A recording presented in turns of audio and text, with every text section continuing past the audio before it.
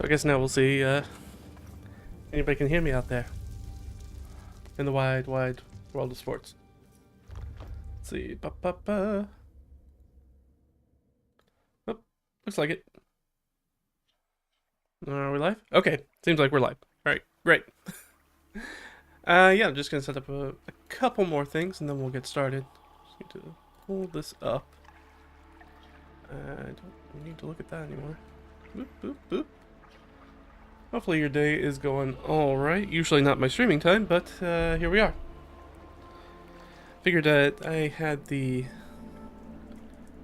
day off today, so I'd jump in and do a stream. So I'm not doing normal work. So I figured we'd do some fun work, I guess.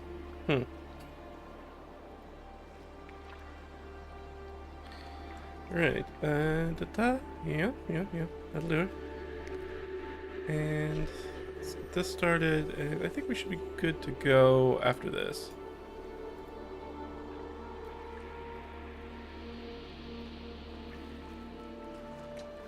Alright. Alright, I think that's good to go. While people are sort of streaming in, I figure we'll go ahead and do one of these. We started doing these, was it last stream? Maybe the stream before.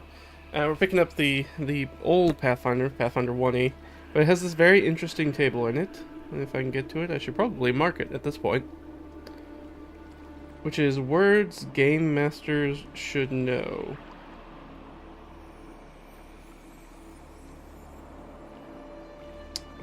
Well, if I can find it.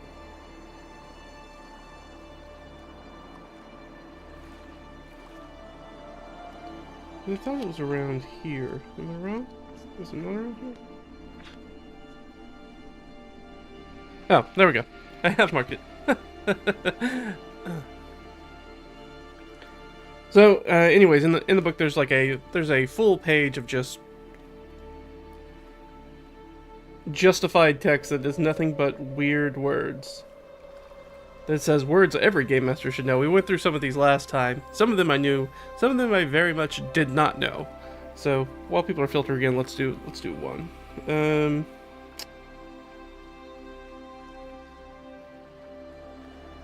All right.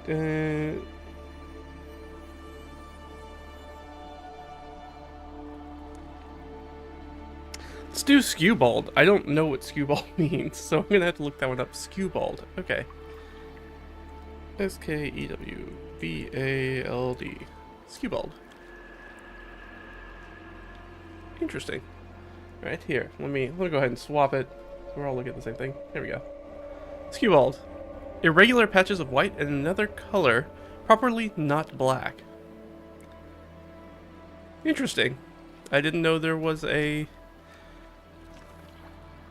word for that. I'd always just used like the word like mottled to describe that, which does work, but or patchwork or paint is usually what you call a horse that's like that. Okay, skewbald. Alright. Now I know. Will I remember that word? I don't know. I'll have to use that a few times before I actually remember it. But it's definitely a new word for me, so hopefully it's a new word for you. Or maybe if you knew it, go ahead and throw it down there, throw it down in the comments, and why, for whatever reason, you knew that. Maybe you work with animals. Maybe that's why. I don't know, but I like learning this sort of stuff. It helps when you have a sort of a wider vocabulary. It gives you a lot of leverage as a dungeon master or game master in your descriptions. That's why one of the things that's really useful is learning some basic architectural terms. So that way it gives you the ability to describe buildings both outside and inside. So knowing things like, I don't know, what's a good example? Like a pergola. Like understanding what a pergola is, which is a shade structure. Knowing what that is and its difference between something like a gazebo. Not super important, but it is nice to be able to have a very specific word for what you're trying to express. And then obviously if your players don't know what that word is, then you can fully tell them that if it's important. If it's not important, then you just be like, it's a shade structure, don't worry about it. That's not the focus here. If that's not the focus of your seat, unless it is in fact the dread gazebo, which there is the sort of, I guess, infamous legend, folklore, urban myth of D&D of somebody not knowing what a gazebo is when the DM's describing a scene and then trying to attack the gazebo thinking it's a monster. It's a fun one. But that's enough about that. Let's go ahead and get started. So today... Hey, how are you doing? So today we're going to talk a little bit about some last two sessions I ran, because we skipped last week. So we're going to do the last two sessions I ran of the campaign of D&D when running. Talk a little bit about, we're going to look at some of the prep of it, what went wrong, what went right. And going to, just a little foreshadowing, little spoiler if you will. Not a lot of it goes right. It goes mostly wrong. So we'll tuck into that and look at that, and then I'm going to look at some of the prep for this next session, which I've already started just sort of like the bare first part of, and we'll take a look at it. So as far as the volume of prep, that's something that comes up pretty often. The volume of prep for me looks something kind of like this, which is about 2 sheets. Kind of 1 sheet on the front and then 2 half sheets on the back, just because it's split up between 2 different things. So I've found out that that's about the sweet spot for my current campaign and current group that I'm playing with, is they'll make it through about a page and a half of what I have prepped. So that's really all I need to prep. And even that, as we'll see very soon, often doesn't come up. In fact, that's what we'll go ahead and jump into. So this is session 4 of the campaign, so it's still very, very early on in the campaign. To catch you up on everything that's happened in the campaign so far, they've basically started out in the big city, and they were leaving the big city. That's the beginning of that session 1 adventure, to go to a smaller island off the coast, where the primary aspect of certainly the beginning part of the campaign is going to have. They're still level 1 because we can talk a little bit about sort of the level ups and how I'm doing it for this game. So in this game, running a very sort of level up scheme as to you need to complete something of note. And thus far, they have not completed anything of particular note, or really much of anything at all. So they are still level 1 scrubs walking around.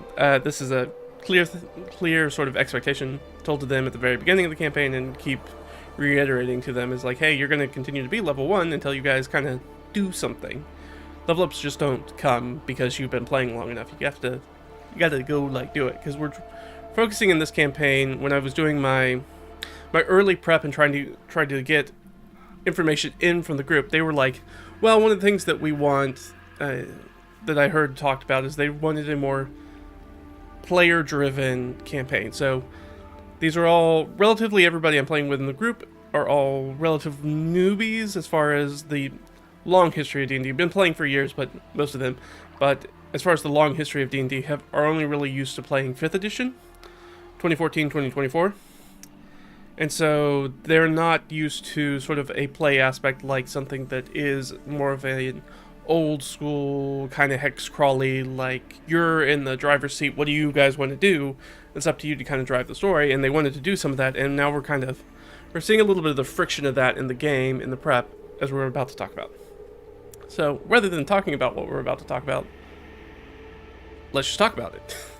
So let's hop over, let me pull up the session prep. Alright, so this is our session 4. Make sure I pull that up so everybody can see it. There we go. Alright, so we did this on the 11th. Spring Maiden 52, Fire's Day, in the in-world calendar. Do you need an in-world calendar? No, don't do that. I'm silly. Don't be like me. Don't do this. We've got our party, so we've had almost everybody there. Sniz was out. The Sniz was out. But Caleb, Severin, Swain, and Zarnok were all in attendance. The folk, if you're looking at that, that's just this is just a little note for me. Be like, hey, this is what the average peasant is doing in the world. They've been in a small hamlet, so just kind of giving them an idea of what people are doing sort of during the middle of the day. They're digging field ditches right now, because that's what time of year it is. Again, I have a full calendar built out with what random peasants are doing basically throughout the year. Don't be like me. Don't do that. It's not important. And then I started adding weather as well because we have a druid in the party, and the druid likes to use their cantrip that portends weather. So I made sure that we have some weather stuff going on, so they feel like that's useful for them, or that they have an idea of what's going on in the world. And this top part right here, this is all the prep for that session, for session 4. Oh. Come on, mouse. There we go. So this is it. This is it. That was all the prep. It's a half page of prep because they're actually, as we see right here, they are in the middle of Menace of the Heavenly Pit, which is a point crawl dungeon that they were in. So they'd already gotten down into the dungeon, so I didn't really need to prep anything because I already had the dungeon built out. So, or at least I didn't think I needed to prep anything. And then under that we just had some foreshadowing stuff. Man, my mouse is not wanting to stay connected. Yeah. Let's move. I think some of the stuff's in the way. Let me move a few things. Maybe that's it. We had these foreshadowing, so this is something I like to do that kind of just builds on the characters and kind of builds into their backstory, so I can do a little bit of breadcrumbs for their backstories as we go through this, even though they're not necessarily in town or not talking to NPCs or something like this. Most of the times these are dream sequences, and that's how this comes up. So I did get through Severance, and I can just read the Severance real quick. Alright, what is going on with you, mouse? Why are you being funky? This? Maybe that's screwed with it. I don't know why the Bluetooth's not picking it up very well. Keeps dropping it. Alright, let me just read Severance. Dreams of a violent storm in the jungle night. Lightning crashes, shaking the firmament under your feet. You feel this entropic pull, a wave of lethargy slides through your being. In a brief flash of lightning, you can see a dark silhouette watching you, the glimmer of sharp teeth curled into a grisly smile. And you awake, sweaty and breathing hard. So that's a tie into that character's backstory and kind of what they have going on. Nothing big there. We did not get through Snizzes because obviously Sniz was not there. So Snizzes came up in session 5. And I'll read that one in session 5 because that's over there. So yeah, that was it. They were down in the dungeon. We left off right after they had rolled initiative. They were about to get into a fight with a couple of black puddings, trying to at least get to an island in the middle of this sort of shallow pond lake, and this underground sinkhole that's got this ancient jungle in it that they're going through. And that's the dungeon. So they were trying to get there, and sometimes the dice just aren't with you. And it's important to note that this was session 4, and this is going to be their very first combat. They haven't done any. They basically sidestepped all the combats up to this point, and said that they won the combat. So I'm like, all right, well, you're going into the dungeon. You're definitely going to get combat.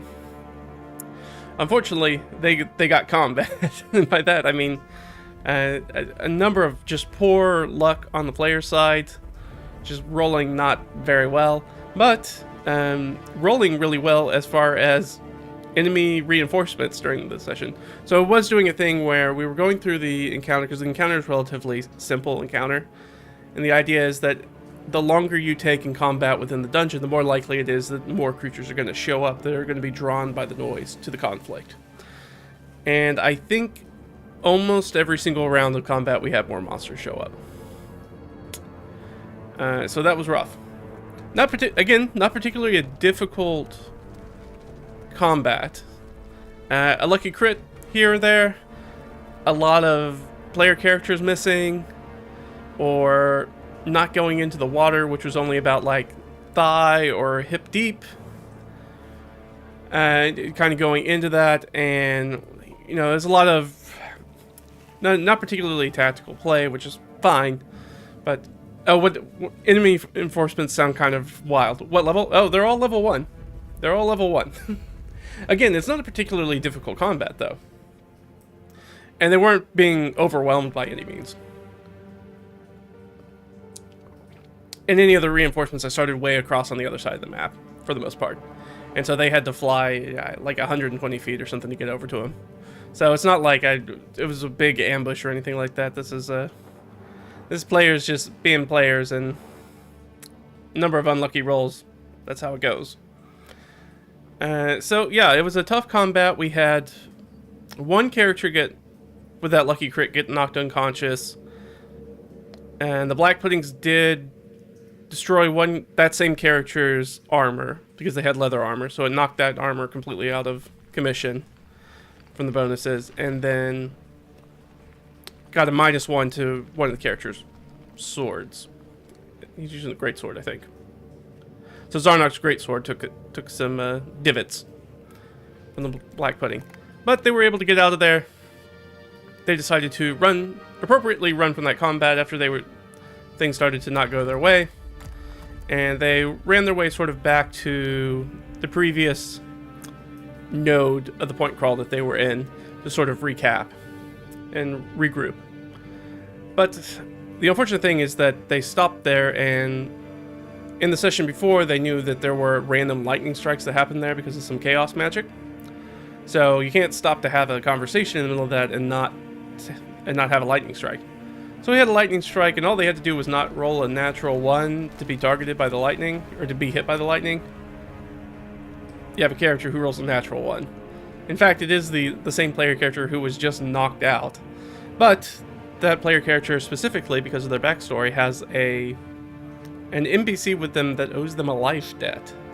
And I rolled for that NPC, and they rolled really, really well, and they jumped in front, and they took that lightning hit.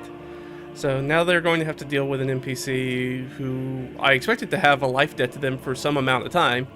But now that life debt is immediately paid, and so we're going to try to figure out whether that NPC is going to stay with the party or go off and do their own thing. And that's something we haven't... We'll probably come up in this next session that's coming up. In session 6. But that was pretty much session 4. So the idea with the prep of session 4 is that they were going to spend all their time in this dungeon. Well, they got back there, and then the lightning happened, and they decided that they were going to get out of there. They basically decided that they were going to abandon the dungeon. Even though up until this point, they haven't really been hurt too bad by much. But yeah, the NPC, he's a sidekick. He's not just a full, like, commoner NPC. He's a full sidekick. But he did for sure get knocked out. He was doing death saves.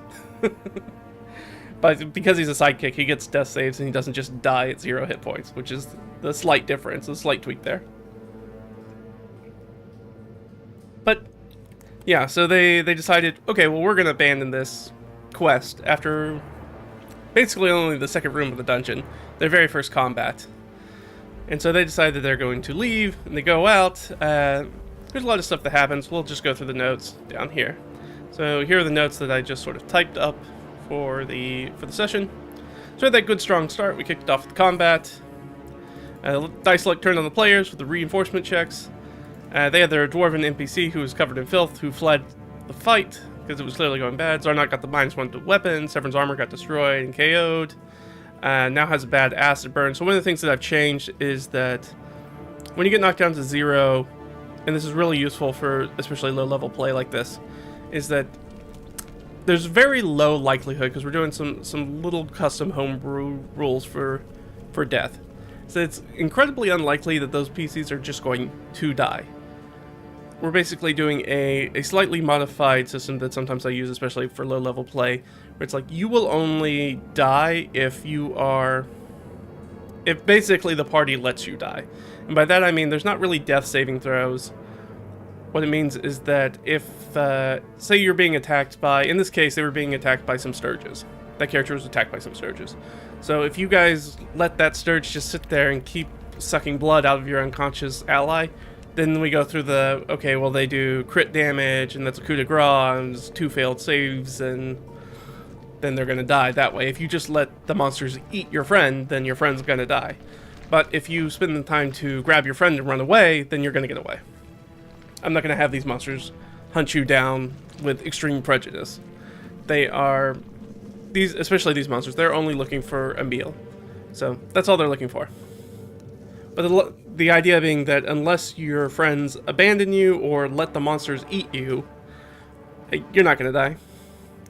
I don't think that's particularly fun, especially for low-level campaigns, especially for players that are used to something like a traditional 5th edition, more modern type of play where Unlike something that's more OSR filtered where you're churning through characters like that, because it's no big deal, you can make up a new character in 5 minutes. You can't really do that with a 5e character, because we put a lot of investment in sort of that backstory, so we don't want to necessarily kill them. So the way we get away with that is that we instead give them these sort of lingering injuries that hurt them. So he got a nice acid boil on his left arm, because he was... That's right, because he was actually taken out by the black pudding, not the sturge. So he's got a nice, nasty caustic acid burn on his arm that he's going to have to deal with. That gives him some... gives him disadvantage on anything that he needs to use both hands for, basically. Which is fine, because he's a rogue, so he doesn't need to use both hands for most things. So it's not very debilitating. Let's see, so, in a surprising twist, after their first combat, the party decides to abandon the quest almost immediately. They return to the lightning tree. Severin, that same character, rolls a natural 1. Dex save would have been hammered by the lightning, but the cast jumped in with a good roll and repaid his life debt in only session 4. They scrambled up out of the pit. They didn't have any issues doing that. Zarnak was leading the way. Zarnak did great rolls for his athletics. No issues with that. Did get lost traveling in the jungle at night without a light source, letting the person without dark vision lead them. This stuff's not super important, but they do get separated overnight. To no particularly ill effect. Think they had some dice luck there. He did find, see the light to Besada's keep, so a different location on the island in the distance at night, but decided not to go check that out. They met back up in the morning. They went back to town. They talked to the Reeve. We had a character lie to the Reeve about saying that they located the Sturge egg nest, which they did not. And the Reeve tells them they will have their rewards later that evening. They futz around in town. They don't really do anything of particular importance. They try to think about buying some sort of alternative travel methods, a horse, a donkey, cart, a wagon, but realize that it's quite expensive and they don't have that kind of cash right now. The local healer took care of Severin's acid burns. They had another sort of penny ale party. Severin made more stew, as they did the last session. Jump back to overnight. We did the Severin. We rolled his little foreshadowing dream. And ended the session as they were about to get their reward from Rio del Rey, the Reeve. And that was the end of session 4, so that's where I ended it. I knew what the rewards were going to be, but I wanted to adjust it a little bit because they didn't do the full dungeon, and they didn't actually complete the quest, any part of the quest. They're going to lie about it, though. But they did lie about it, which is fine. But they got a little bit of a karma tracker, so we'll see if that ever catches up with them, which has the potential to do. Especially considering kind of what happens in the session after that, session 5. So let's jump to session 5. There we go.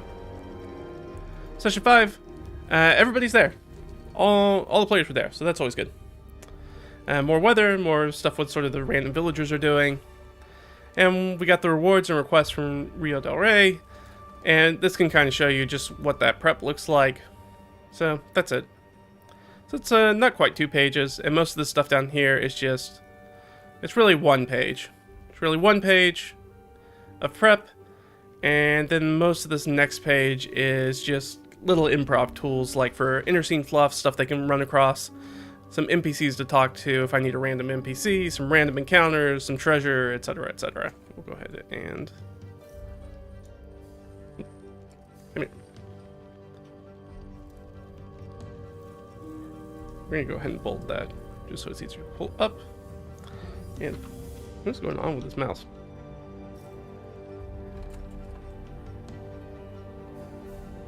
This is really not coordinating with me today.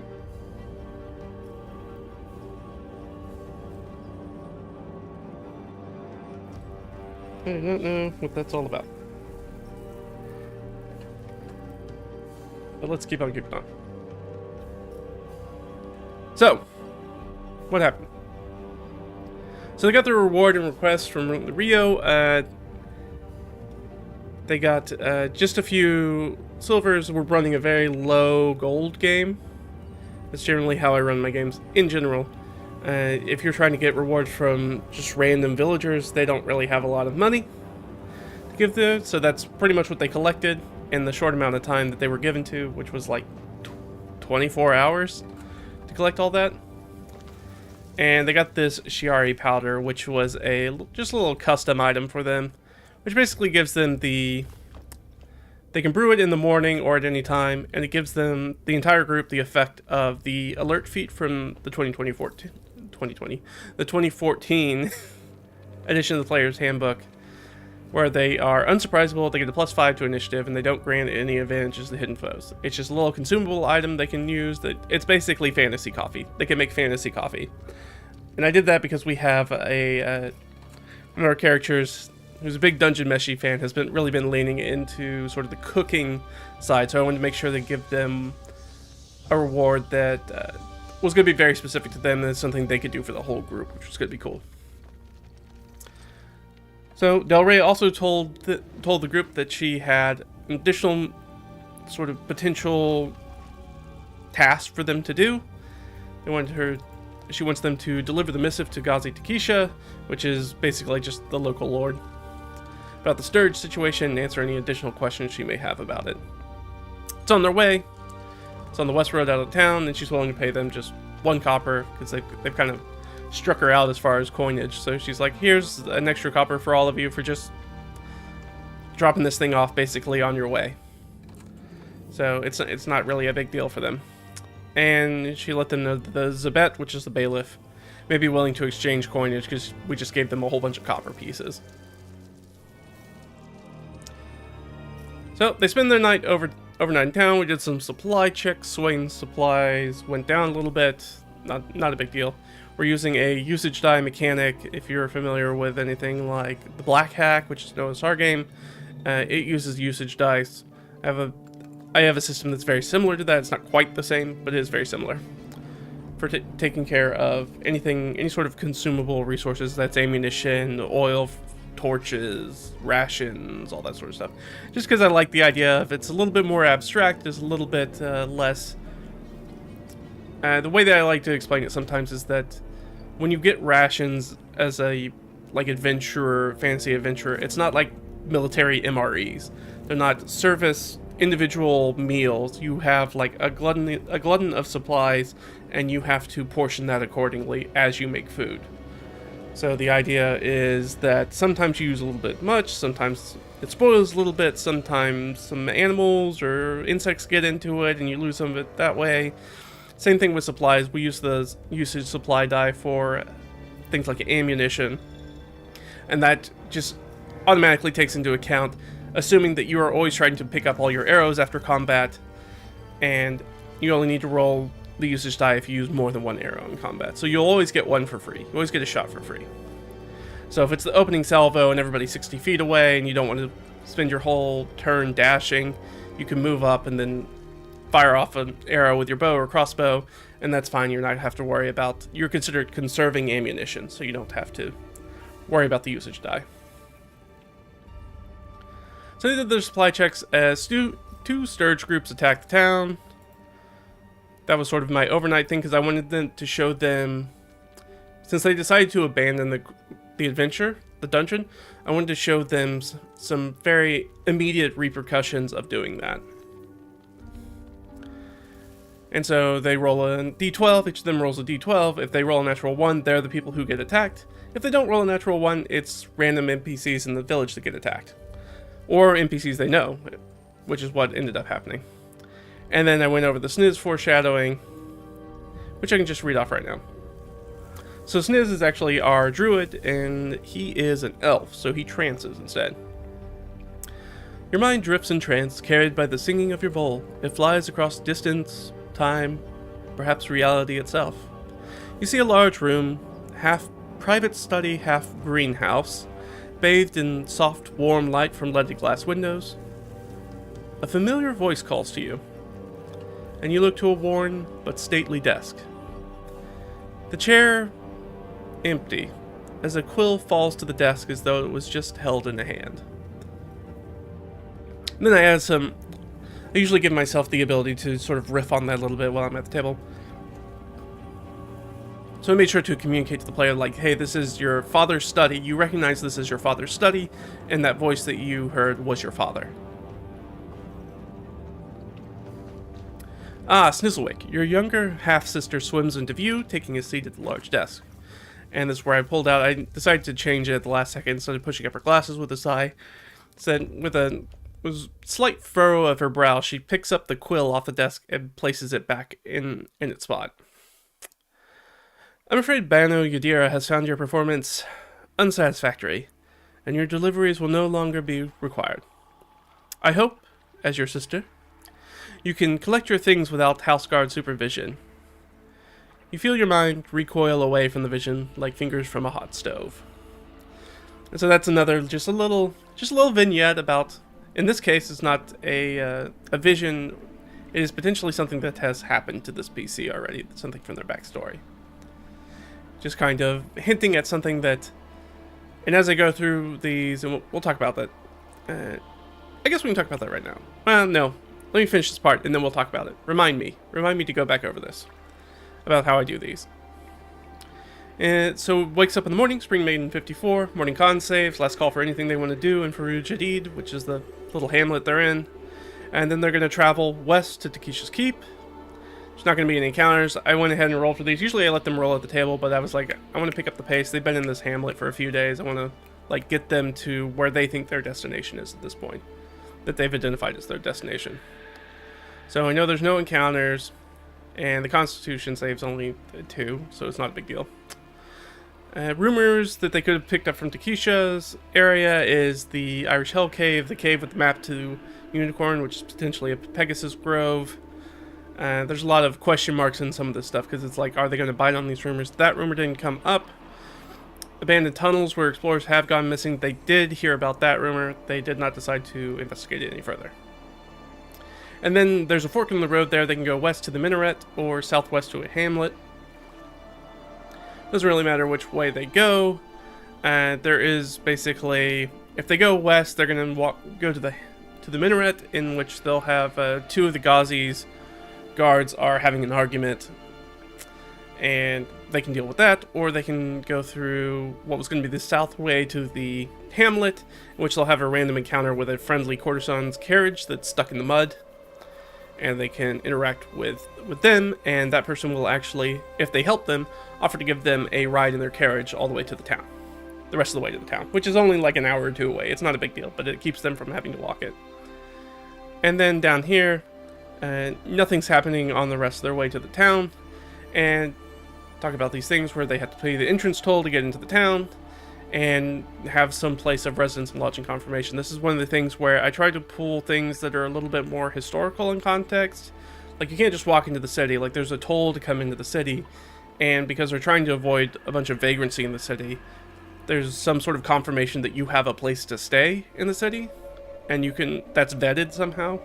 And this is one of the things is, like, if you took the courtesan with you, the courtesan will vouch for you that you have a place, which is very useful for them. Otherwise, there are people that they can talk to at the gate that run some of the inns for the city that are kind of like the equivalent of ye old sign spinners, or people who stand outside in front of shops and like give out leaflets and talk to people that way. Same sort of thing. They try to drum up business from people at the gate who don't have a place to stay yet, by taking that on. And then, of course, we have our inner scene fluff, our NPCs down here, and our random encounters if they come up. Very standard stuff. These are pretty consistent. I really only change these if we're going to some sort of particularly different area where that's going to change, something like the encounters that might come up. The NPCs I really only change out if we talk to one of those NPCs and I need to pull from that list, and then I just make another one and add it to the list. So it's really easy to do. Keep about 5 of them. They're super easy. They're really easy. They're basically a name, what sort of species they are, their gender, and then some just notes about either personality or the way they look. So for Dalaba down here, she's a gnome, female. She is relatively thin, and she has dimples. We have Sahar, who's a halfling. She's female. She's a bit fluffy, so she's a bit of a larger gal, and she's a bit of an airhead. So just things like that. Very simple. So let's. I said I was going to talk about the what am I thinking of? The foreshadowing things. So let's take a jump just real quick, just to show you. So I have these sort of player character timers, so after each session, I use the usage die mechanic in a very different way, in which I just roll down, and as we roll down, there's stuff that's going to show up from things they've done already in the campaign. They're going to show back up as in some sort of karma way, or is pulling from something from one of the player character's specific backgrounds. So, I just added the Sturges and figured that would be a relatively recent one. And I rolled a 1 on my 1d4 and brought it back down. So after next session, so after one more session, there is going to be something about lying about the egg location should come up. And I leave these little asterisks on them, and so I know which things have moved. So I know which things to start prepping for. And anytime that they move across that line between one, that's when we do one of those little vignettes. Try to work those in. So Swain's broken leg went down by 1, so I'll have a little vignette for them just talking about how their leg's feeling improved and things like that, and they feel a little bit better. I don't know if I'm going to change anything mechanically. I might. They have disadvantage on dexterity saves right now. I might take that away from them and still leave them slowed from their broken leg. And then I got to figure out something for Zarnok. I know what I'm going to do for Zarnok yet. He has a few different things going on, so I'll have to figure that out. But it's super simple. It's an easy way to, like, keep me honest as a dungeon master and make sure that I'm always bringing stuff up from the characters' backstories, which I find really helpful to do, even if it's just these little things. And then as soon as we get down to after the next session, when it becomes the session in which you bring that up, then something is actually going to happen regarding that. And maybe like a family member shows up, or they get a notice from the family member about some sort of trouble that they need attending to, or they need the player character's help for something, or, you know, it could be a lot of different things depending on what the actual circumstance is. But yeah, let's just run down the session 5 stuff. So I have my notes here. Obviously session 5 notes are a lot longer because I just had it, and so I remembered a lot more about it. So they received their reward. Rio thanks them for their help. They got their stuff. She gave them the Shiari powder. She gave them the missive for Gazi Takisha. And she was willing to pay them 1 piece apiece. Now they did do a funny thing, which I thought was real fun for the players. They asked about the payment, specifically Swain, the person who has lied to her already. Asked about, well, how are we going to get the payment if we're dropping it off there? She's like, oh, well, I'll just give you the payment up front. Obviously, I trust you. Just kind of digging the knife a little bit that, like, hey, you just lied to this person and they believed you.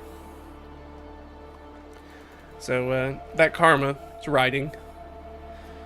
Let's see, Swain did some gambling on behalf of Severin, who was trying to pick up some local armor that's paying a pretty high price, so they gambled that down a little bit to get a discount on leather armor, and that was successful.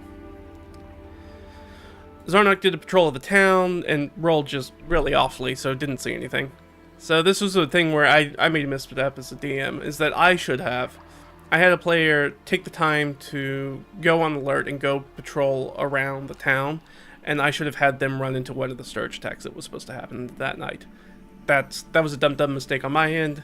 It is always a little bit more difficult to keep track of things when you have all of your 5 PCs running in different directions, but that's still like, that was a missed opportunity on my part. I really should have locked into that, and that way given them a nice easy, because I feel like the next combat I give them, and they told me at the end of this last session that they want more combat.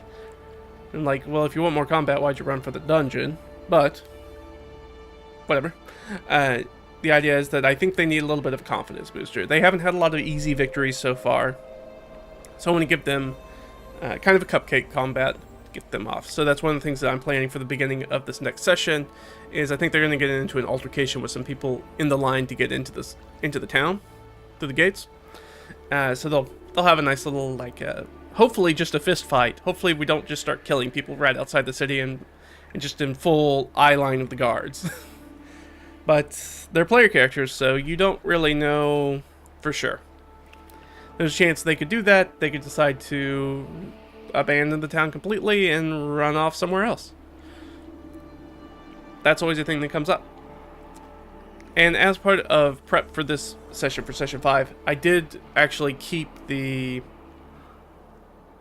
the dungeon in the background, because I didn't know after the Sturge attack that was going to happen overnight if they were going to reconsider going back to the dungeon. So it's like, oh, they might actually decide to go back to the dungeon after those attacks once they see the consequences of not doing anything. So I also had that on the docket as another way that they could very much take a left turn off of what I prepped and decide to go back. So I made sure to bring the dungeon information with me. But they didn't do that, so I didn't have to worry too much about it. But that's fine. So that was a missed opportunity on mine with Zarnok. Caleb in the Ratcatcher, which is the character NPC he's been developing time with as they've been in the Hamlet. Spent some time together, and he gave him a beer stein to remember him by. Sniz, our druid, spoke with the Tomcat Sir and followed him around on a nighttime nocturnal adventure, following a very full of himself cat as he goes hunting rats and other sort of creepy crawlies in the night. Overnight, Snowswook had their first vignette about their half-sister. And I need to come up with a name and description for the half-sister because I don't have that yet. And one of the things that I realize is that I need to try to end these vignettes with a direct question to the player. I think that's super helpful. To be like, to give them input so that way they feel like it's more of a collaborative thing. It's not just me talking at them. I try to avoid that as much as possible.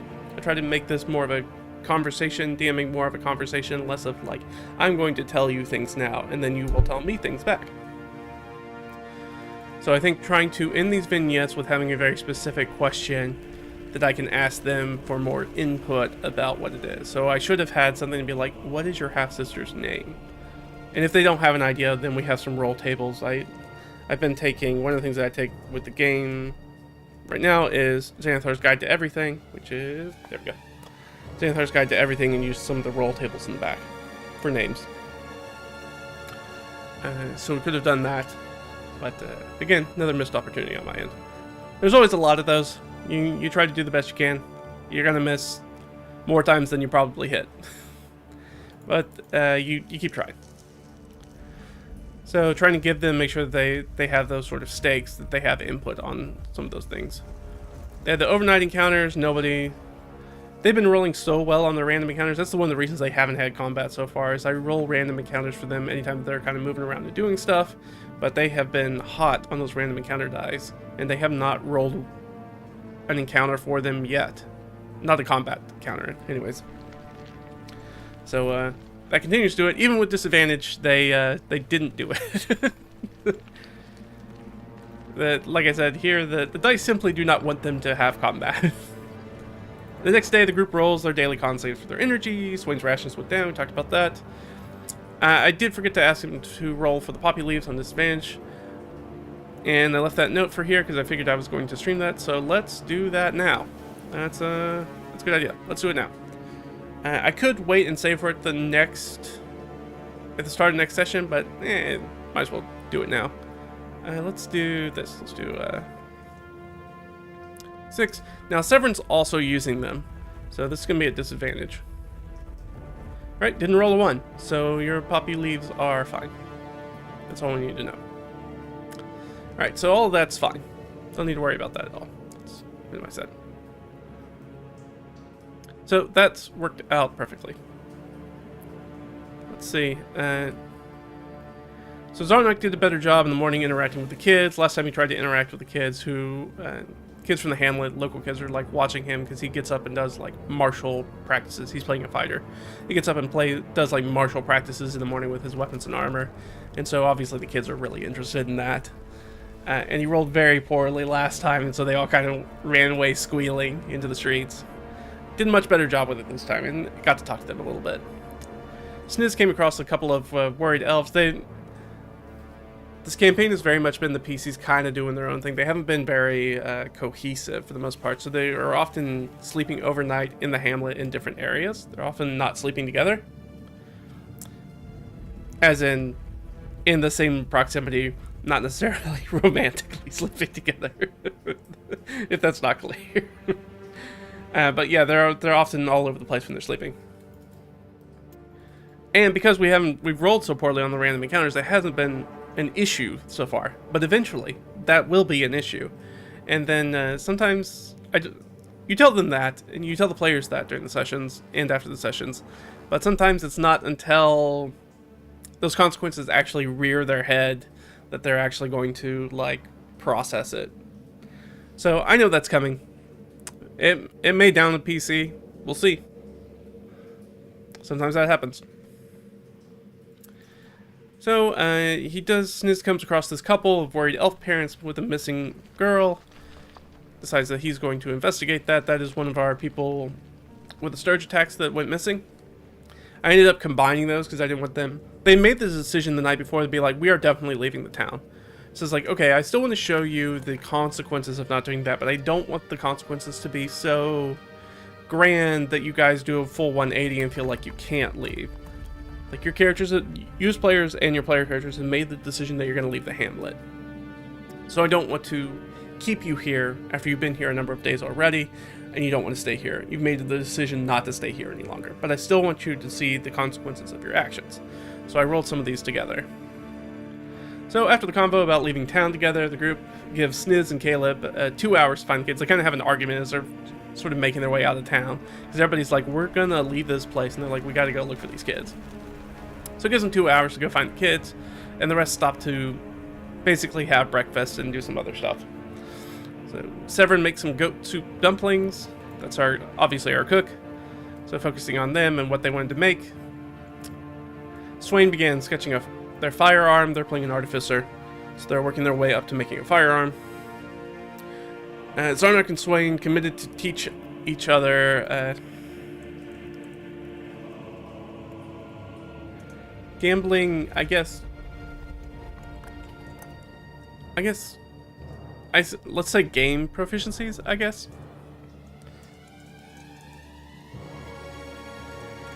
Because one of them knows dice and one of them knows cards. So they decided, oh, well, how about we just kind of train each other? So each of us gets a little bit better at doing the other thing.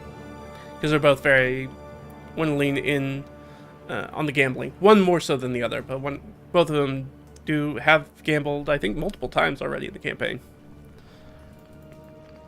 So Caleb and the Sniz find the kids, and instead of having the one missing person and one dead person, I decided to combine those together. And they called it out earlier. Swain called it out earlier. They were going to find the kids poking a dead body with a stick. The dead body has numerous puncture wounds and is desiccated, and they're like, well, it seems like it's pretty clearly a Sturge attack outside of town. And does look like it was the person Swain gambled with in the last block party. So, isn't actually an NPC they have interacted with. Just to kind of give it, like, it's not just a random nobody, like, it is somebody you have interacted with, and that person did die, kind of because you guys didn't do the adventure. And then I left a note for myself as a tie-in for Swain's devil. So Swain's character has made a deal with the devil, again, why he has this focus on gambling. And so I wanted to be like, oh, well, is there now a thing where it's like, if Swain gambles with somebody, because he doesn't know what the devil gets out of the deal yet. He got a bunch of money, but he's not sure what the devil's getting out of the deal. So if the devil is potentially getting out of the deal, and I've kept that very amorphous, like I didn't tie it down, because I wasn't sure, I didn't know enough about the characters yet, and what was important to them to kind of make that decision in an educated way. Now I'm like, well, if Swain, is this like a luck thing? Like, as Swain beats people in gambling, does he steal their good luck? And so bad things happen to them after he wins money or whatever off of them? Like, this is, maybe that's why the devil hasn't been very present so far. And they haven't given Swain any instructions or anything they need to do, because all they need is for Swain to be Swain. If Swain continues to walk around and try to swindle people out of money with gambling, the devil's going to keep getting that luck funneled their way. And maybe that's all they want. And maybe they'll find that out. One of the things that Swain is going to investigate in town is going to be his deal with the devil. So whoever he goes and talks to about that, I have to figure out who's going to make the most sense for that. They may be able to help with that. Let's see. They did grab a nearby villager to go. This is how out of town we're trying to get. rather than going and tell the Reeve of what's going on, they were like, hey, you random villager, go tell that person this thing has happened and there's a dead body they need to look into. They return the girl home and head off. And I also wanted to give big ups to my players. 2 of my players who did a very good job of being like, hey, we're actually going to ask people for directions in the world. Because one of the things that I have done with this campaign so far is that I am not showing them an overall map. Again, this is one of the things where I was trying to pull in a little bit of that medieval historical kind of aspect, is that accurate maps in general, and specifically accurate maps, are a very modern invention. And they don't have access to this. They don't really know what the island looks like. They have some ideas, like they know that the watchtower, the minaret's at a place called the Throat, whereas apparently one small passage in the middle of the island where the west and eastern jungles and marsh don't meet, and there's an open grassland area, and that the watchtower is sitting in the middle of that grassland. So they know that aspect, and they know that's where they're heading right now as they head west. And they know they're in the southern portion of the island, and they have been told that the northern portion of the island, aka anything kind of beyond the Throat, is particularly more difficult. And that's just how I ended up rolling up the hex map. Is that is very difficult. I can actually... Do you have a copy of the hex map I can pull up real quick? Let me see. Just so you guys can see it. Is this it? I think this is the old version. Yeah, this is the old version. So it hasn't been fully filled out, but we can take a look at it real quick, just so you guys can have an idea of what that kind of looks like. Let me pull it up. There you go. So that's sort of the basic idea of what it looks like.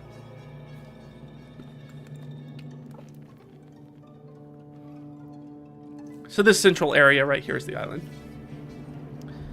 And they've come from off the hex map way up here in the northeast.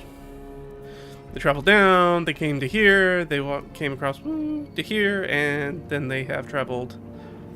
Or, sorry, they came down to here, they went up here, that's where the dungeon is.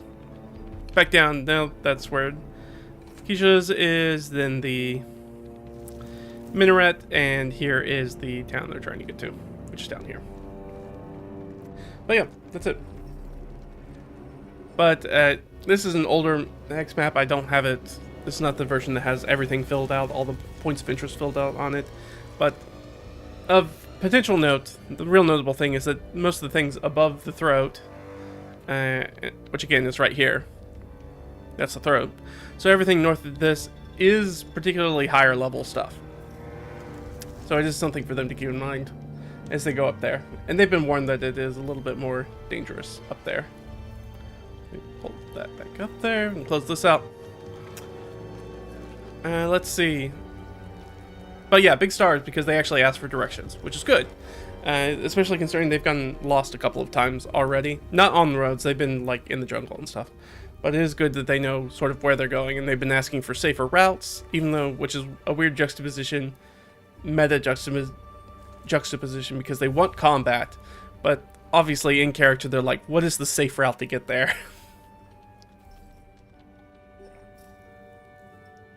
So we kind of have those kind of butting heads a little bit. They did arrive at Takeshi's Wooden Keep. Swain immediately kind of slags it off. Which is a foreshadowing of how this social interaction is going to go. They deliver the missive, they answer some questions. Takesha asked them, as self-styled adventurers, why they didn't finish the adventure, based off of what the Reeve has given them. When she confirms that it wouldn't make sense for her to send limited resources that she has for her security and defense of her lands, running down a hole after some big bugs, instead of doing their normal job of protecting her lands. The party is pretty disheartened. They have tried to foist the responsibilities of an adventurer off on the local lord, and the local lord's like, I don't have the resources to deal with that.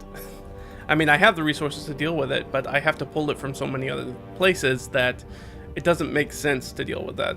And it's okay if the Sturges come up and probably eat a few villagers. It's not that big of a deal. And a few villagers die. In the grand scheme of things, acceptable losses, kind of. So they're disheartened by that. They ask if they can carry a missive to a higher authority in town. And this is a point where I get to tell them a little bit lore about the island, be like, okay, well, that's not going to be a thing.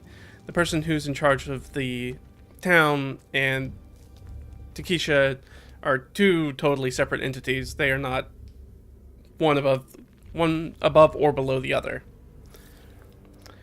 So she tells them, this situation isn't for the Lightkeeper, and explains that the Lightkeeper is the first citizen, and that they have a more, like an elected representative who leads the city. And that is not in her sort of like hierarchy of how, her feudalistic hierarchy of like how the land is managed. Most of them are like, yeah, well, that sucks. She drafts a sealed letter for them to deliver to the alchemist in the town. Swain does get upset at her. He tries to do something earlier where he tries to tell her, like, as a business person, by, this hamlet has the opportunity to grow because it's a landing for the ferry, and if you don't take care of it, then it's not going to grow, and tries to use some of that aspect. And she's like, well, what is your business? What is your, like, source of reference for that? And it's like, oh, well, I'm a business person in, like, inns and taverns and things of that nature. She's like, well, you don't have any inns or taverns in my lands, and are you insinuating that you're telling me, how to do my job? So, like I said, that was a little foreshadowing for Swain talking bad about the keep. So, Swain gets upset. She strikes back at him. And the group, as Swain starts to lose his cool, the group ushers him sort of outside, but not before he fires a shot of it being that she has mustard yellow skin. That is the appropriate skin color for her because she is a yellow-bellied coward. Which is very interesting pop-off for somebody who could literally just have you executed on the spot. Just because. But surprisingly, Takesha is content to just kind of watch in silence as the group physically removes Swain from the hall. And the DM's going to remember this, and the Ghazi's Keep is only a couple of hours from where the PCs are going to be staying for the foreseeable future, so that karma could rear its head at any time. They didn't love the result, obviously, because of Takesha having a very sort of objective managerial view of like, well, do I pull a bunch of my security and defense resources to go chasing after bugs in a hole to save a few villagers, or not? And when her answer was not, they don't love that result. And so I'm wondering now if I should lean in and villainize Takesha more, which I might do. I don't know yet. I don't know how important she's going to be in the coming sessions, but it's something that I will now take into consideration. It's like, oh, well, maybe I was thinking of it primarily like she's an objective person and she's the lord of the land and she sees this very thing and she's like, well, if they kill a dozen villagers over the summer, it's not that big of a deal in the grand scheme of things. Whereas, like, and this is one of the things they would have picked up if they had gone by the minaret and kind of locked into that, but they didn't. So let's go ahead and do that. So they decide to go by the minaret and watchtower on the way there. And they have a group of guards outside the watchtower who are arguing with groups inside the watchtower, a la Monty Python and the Holy Grail. But they choose to kind of avoid that potential encounter and don't really focus in on it. They don't really stop to talk to anybody about it. But then they might have picked up, like, maybe some more understanding about Takesha's position. This idea being that there is this friction between herself and another Ghazi, which is just this area's name for knight. And that there's this friction and they share duties for the watchtower at the throat. And this is basically the soldiers of one, or guards of one Ghazi not giving up possession of the watchtower to another one when it comes time to, like, shift who's supposed to be taking it over.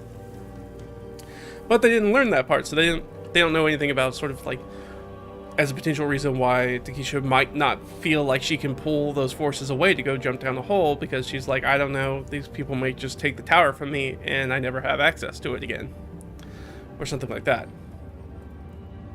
And since they went that way and they decided to avoid that encounter, I went ahead and pulled that carriage encounter, which I was going to say for sort of the Hamlet side, and throw it in here just so they'd have something to interact with, since they weren't jumping on that. Or when they were first approaching Takesha's Keep, they did have somebody who's coming out who was talking to the guard about the tunnels that they had found. Kind of like, hey, there's an adventure over here if you guys want to take part in it, and this is another area in which Takesha's clearly not taking much of an interest. Do you want to do something with this? And the answer was like, oh, well, that was a thing. So they're not biting on a lot of the hooks, which is okay.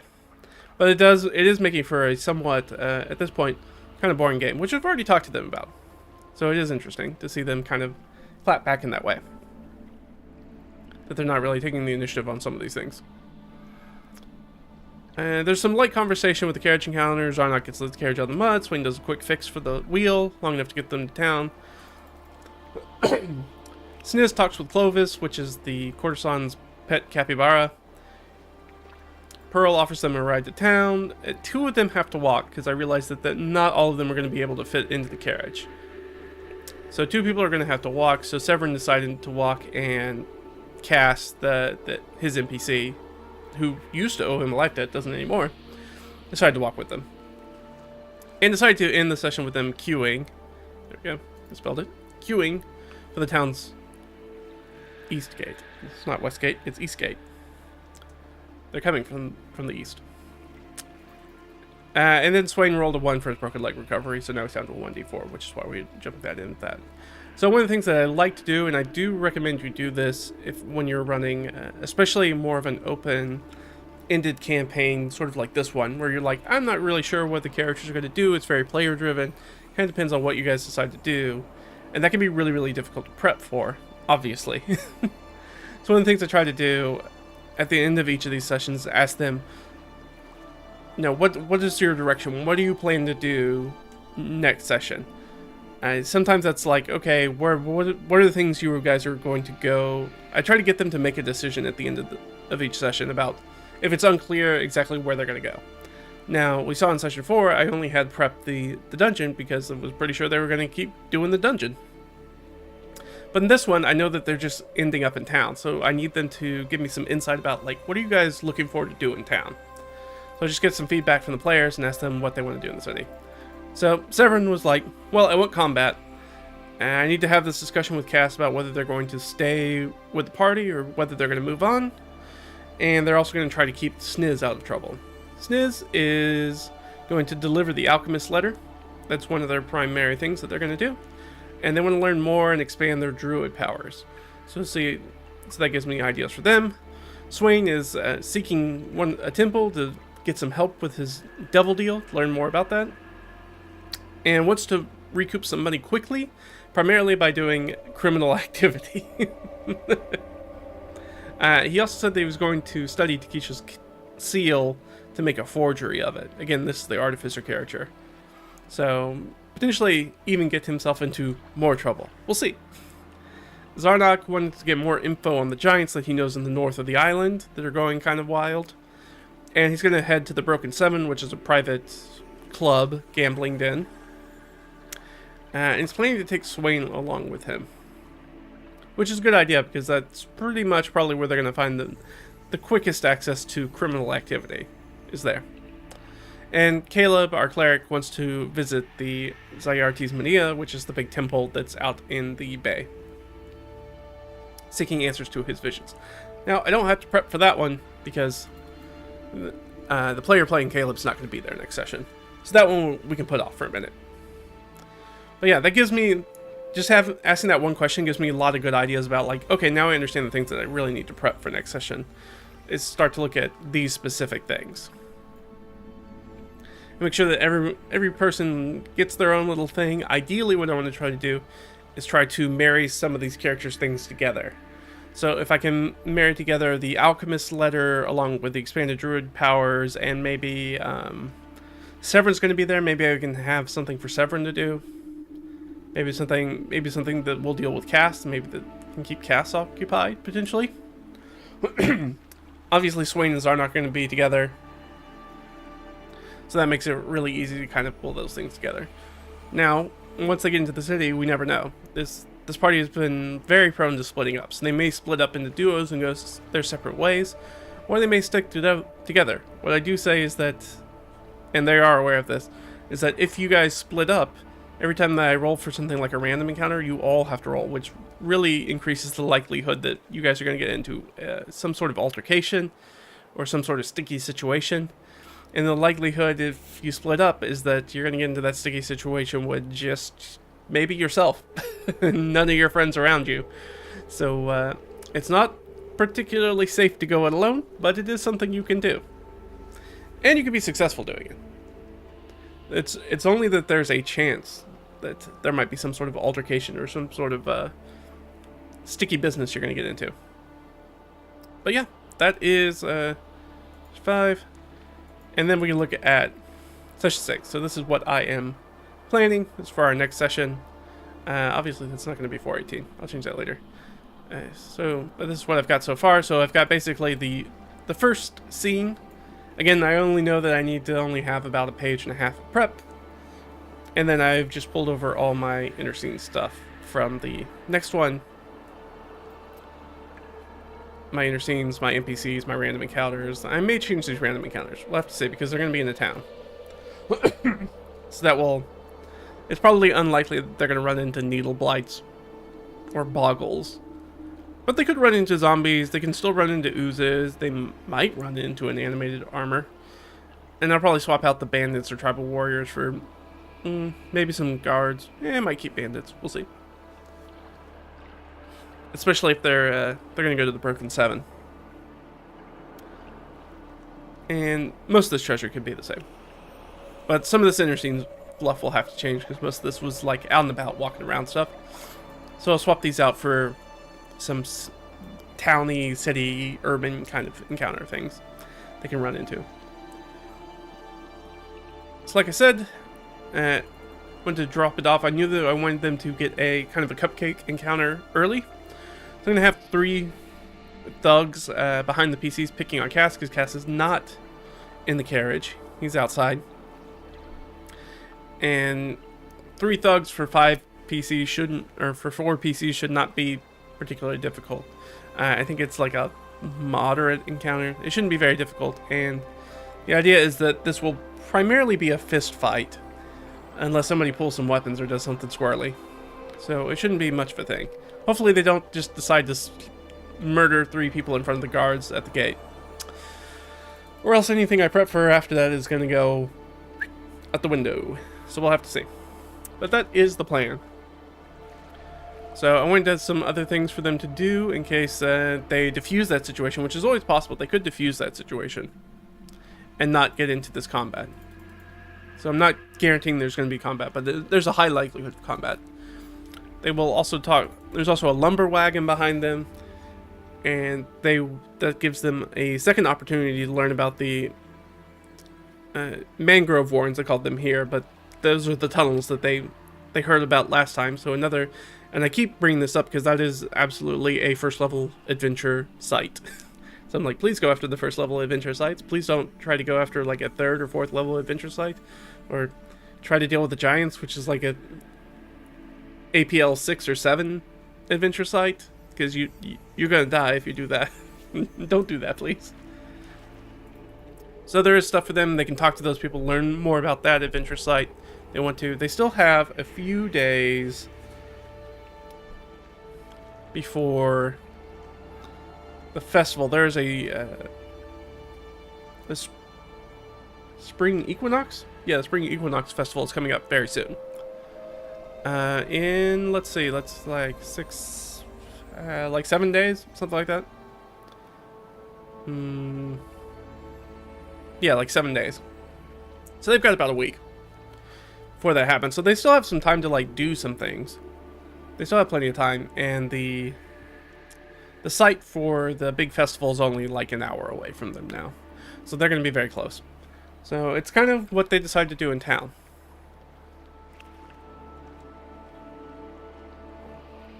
And that's going to be what it is. So that is sort of our first encounter. It's the East Gate. They've got some people to talk to. They've got some people to fight. We've got some just world building here where Pearl's going to step out of the carriage so the boys can peel off their arms and armor, because there is an entrance toll. Also, just some basic rules about how to conduct yourself in the city. It's a town. Which is no weapons longer than your forearm. Which pretty much means basically nothing but daggers that you could wear on you. Everything else is going to have to be either put away or peace-tied. And no armor or spellcasting foci to be brandished in public. So I'm going to let them get away with some light armor. So probably leather. Padded or leather. I might let them get away with studded leather. Yeah, I don't think anybody's wearing studded leather. So I'll let them get away with any light armor. But I think we have one character. I think our fighter is wearing a chain shirt. Maybe? Maybe chain... Maybe ringmail? I can't remember. They might, so they're going to have to do something about that, and everybody's going to have to figure out how to put their weapons and spellcasting foci away. Good deal with that. Alright, so once they get in town, what do we want to do? Now we're just going to go fully into prep mode.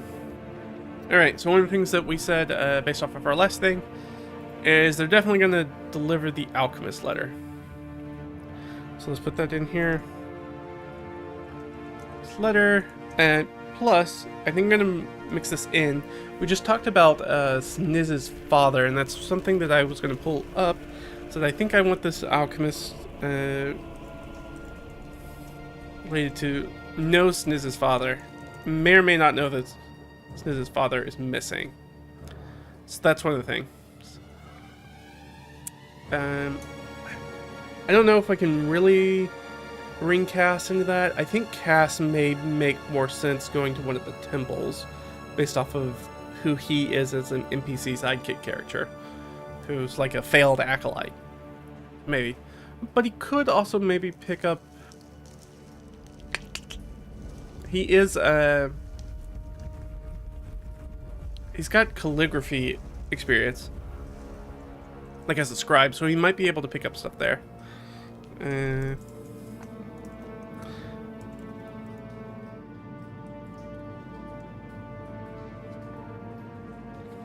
So maybe that. So that gives us some things to look at. I know we're for sure going to do the Broken 7.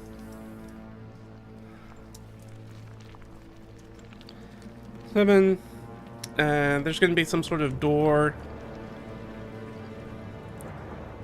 altercation, because the way that's set up is that Zarnok only has an invitation coin basically for one person, basically for himself, and it does... The idea is that there's not really going to be a +1 attached to that, so if he shows up with Swain there, they're going to have to figure that out in some way.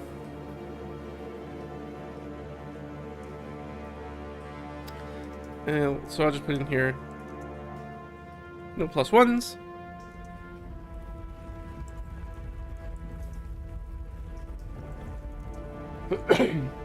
On the end here is Japheth, and Japheth's boss, who is, it is a good time to just quickly show off. So when it comes to what's actually in front of me at the table, that probably looks like a lot, but it's really not. It is basically a spiral notebook for some notes, as well as sort of just the printed out session prep. The main thing is the Big Xanathar's Guide that I'm just using essentially for names. As I hit the mic. I have this folder, which is just my DM binder. If you've watched other videos and watched the solo RPG stuff, you see me use that a ton. It's just a useful reference, because I use this instead of basically a DM screen. And then this last folder is just info about the setting in general. And I picked that up because it has notes about our city, or our town, which I do have. Actually, I should have a document. I should have the document up. Let me pull this out for a second. Let me pull this over. So, while I'm doing that, let's do a nice little shout out for Tabletop Audio.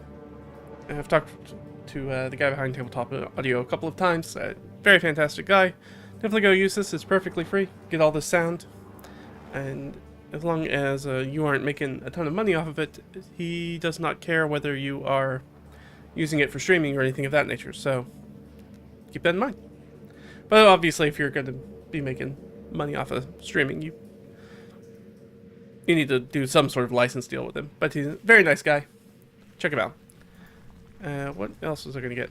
Oh, there we go. That's what I was looking for. Alright, let's do this. Alright, let me pull this up. So I can show you sort of, I did an outline for the town already last time, because I didn't know if they were going to make it there this time or not. But as usual, everything takes about twice as long as I think it's going to. Let's go back to our... What?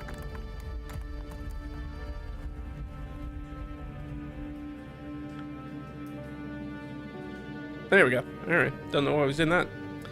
So this is the town. It's got a population of 665, buying power of about 66.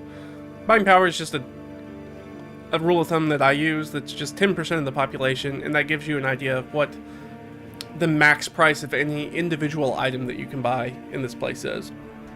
So this is 66 gold, which means they will be able to get things like healing potions and common spell scrolls and things like that. They can pick up things of that nature. So the leader is in Carrie Paris, who she's a CR7, and so they will not be meeting her yet. She is beyond their social currency at this point. There's the Broken Seven, which is where they're going to go to. So Japheth is somebody that Zarnok has already spent time with, and is the person who gave Zarnok their sort of invitation coin. So they're going to bring that in, and so they are probably going to talk to Belith. That's probably who they're going to end up talking to. So let's do that. Japheth, intro to... Let's see. Us, Belith. And I think with that, I think they're going to have some sort of... they're going to be offered some sort of a simple in-town job to kind of prove their mettle, because this is very much, the Broken Seven is very much a cover for all sorts of underground illegal activity. And I think that this is going, it's very clear after speaking with Japheth that Japheth is not a person who is on the level.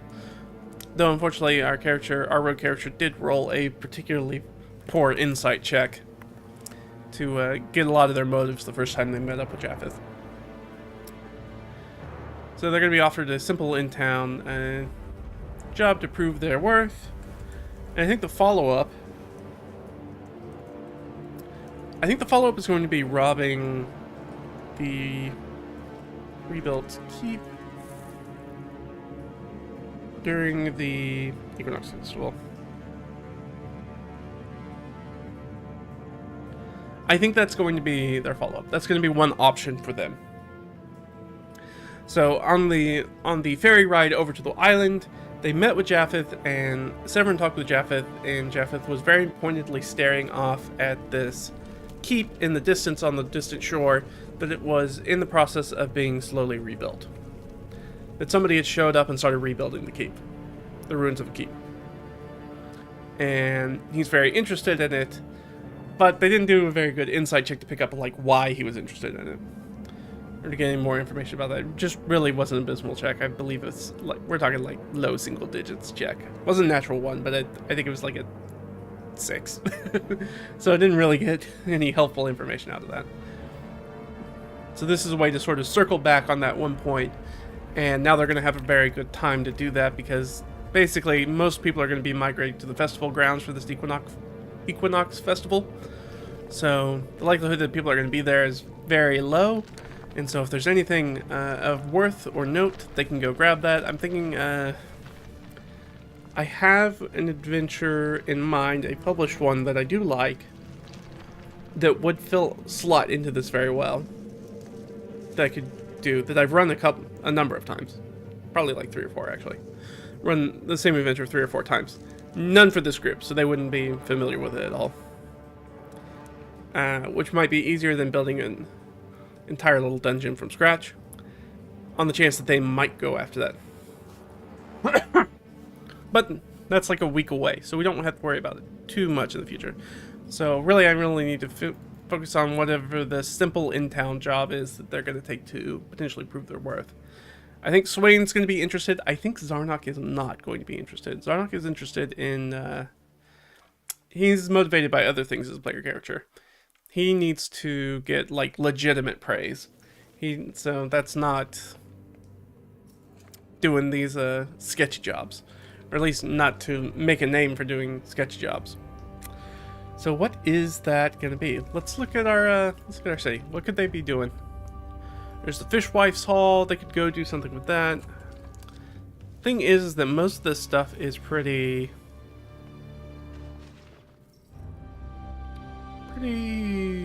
straightforward.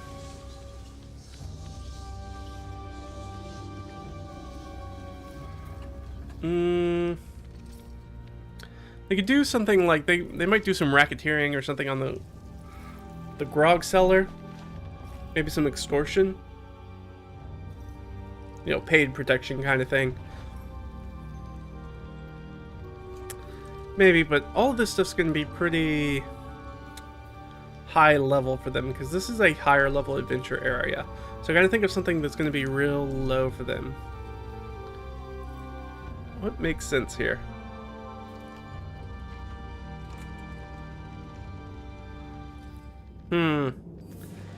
I do like the idea of maybe using the buffoons and mimes that's at the shipyard court. The street performers down there. That could be an interesting thing. Let me look. I've got a little sketch map. I try to do this with every location I do. It's not particularly interesting. And you're not going to be able to see any of it, but there is a... I do just kind of sketch the basic layout. So, the Broken Seven is over there. What's P?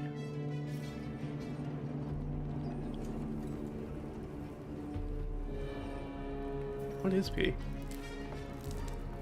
The grog cellar. The cooperage, the fish market. Oh, P's the physician. There's a physician over there.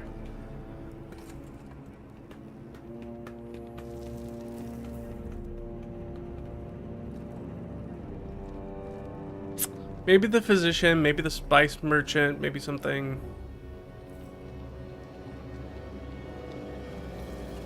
It could just be a smash and grab at the physician's place. That'd be a nice, easy one.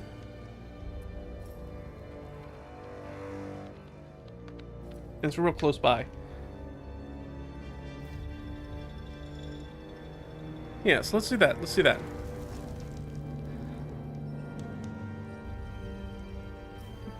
Okay. Go away.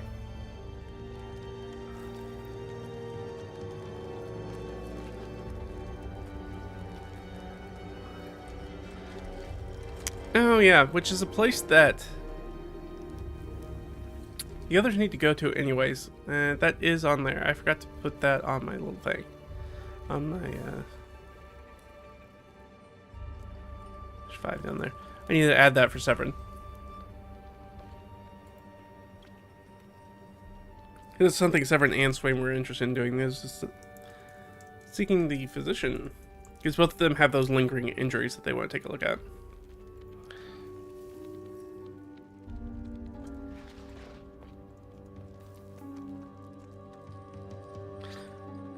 That can give them an opportunity to do it.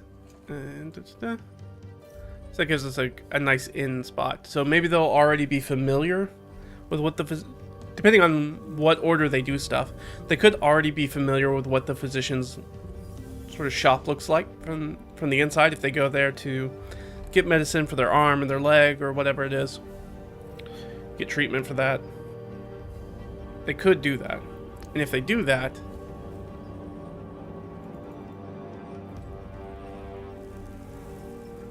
that would give them insight already to be like, oh, well, we've already sort of accidentally cased that spot, so we can do with that. Smash and grab, I mean, they're probably going to be buying... They're probably going to be getting pain relievers, painkillers, right? That's usually why you smash up something like a apothecary or a physician's place. And it's real close, so that's probably why it's a prime target for them. Alright, that makes sense. That's a nice easy one for the Broken Seven. Got our Alchemist letter. Let's say Alchemist letter delivery.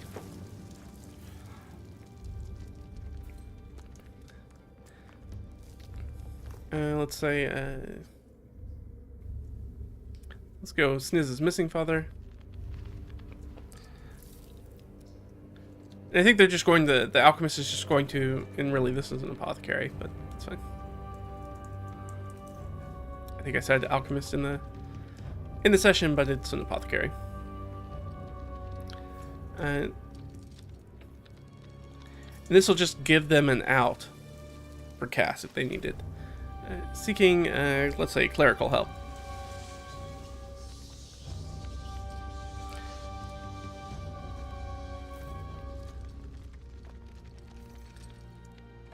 So that gives an opportunity for cast to kind of step in, and we can kind of, if we don't want to deal with cast's stuff right now, if that player doesn't want to deal with it, discussing what they're going to do in the future, they can be like, well, you can make a couple coins here and at least pay for your stay here until we figure out what the heck we're doing. So right now they don't they don't really have a ton of leads as to anything specific they're doing in town that's not just their own stuff. So we have that. That's very easy. Get the Broken Seven. So that gives us something for Sniz, that gives us something for Severin, and that gives us something for Swain and for Zarnok. Let's see, other things that I wanted to bring up. So I know in the city, rather than switching it, I've got the city printed out right here just for reference for the game.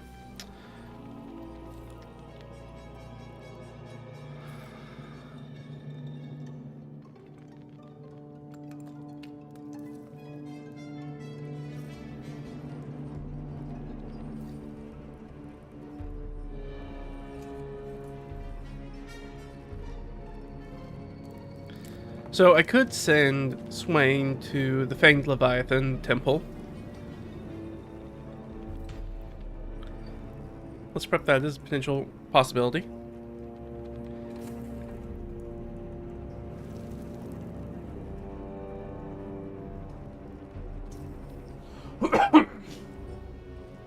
Because everybody's got a little, not everybody, but a number of our PCs have some supernatural kind of stuff going on. So we could have Swain for info on this Devil's Deal. Severin can feel like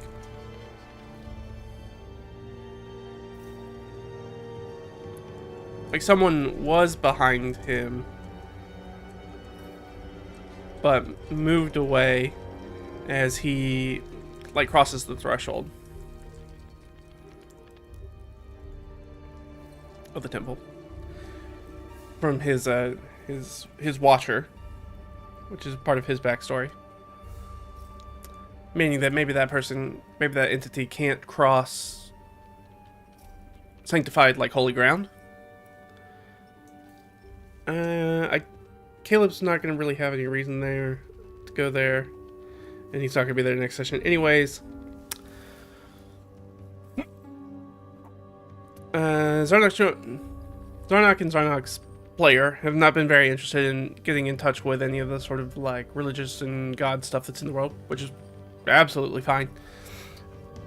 I just want to make sure that the gods and religion are particularly important in this world, as it's sort of the stand-in for a fantasy world instead of science is magic and the gods.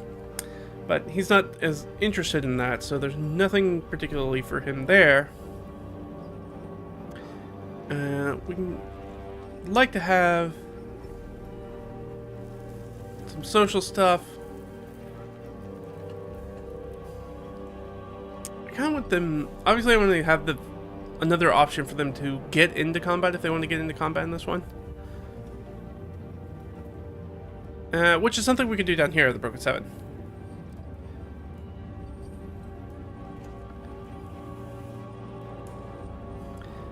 We could do the smash and grab of the physicians. We could also maybe there's like some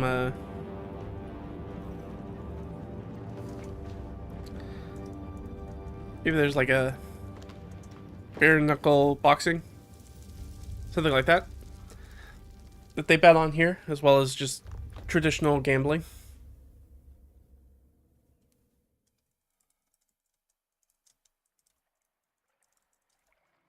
That's something for Zarnok, so if Zarnok wants to get in there and dust off his knuckles on somebody's face, he can do that.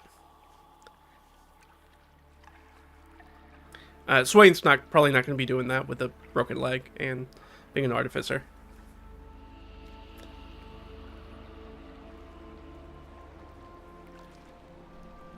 I'll just put that down here as a question. Swain's broken leg?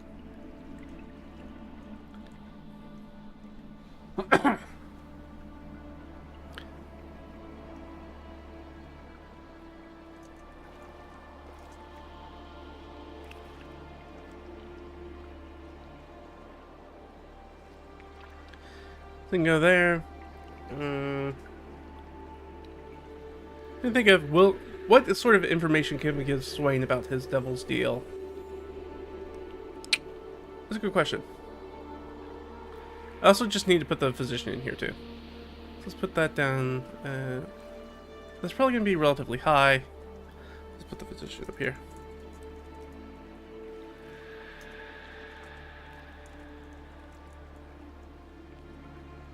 And we'll do, and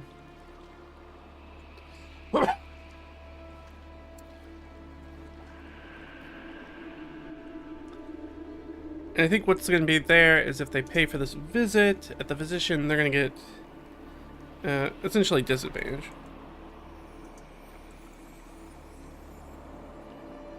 Yeah, they're going to get disadvantage on their session and roll, which is actually a good thing in this thing, because they want to roll ones. If they get it looked after by a physician. So that's a thing to keep in mind. We've got the broken 7. Do that. The apothecary. What else do we have from our session 5? What else were people interested in? I'm just gonna bold that real quick so it's easy to find. Try to keep Sniz out of trouble. What's something that can get Sniz into trouble? Let's go back and start. It's all house rule stuff. I think it's in another document. Let me swap it over. Sorry guys, just gotta move you so I can take a look at this.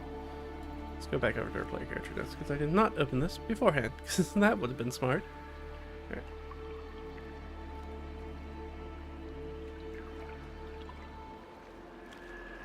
Switch back and forth. I don't know why it's doing this.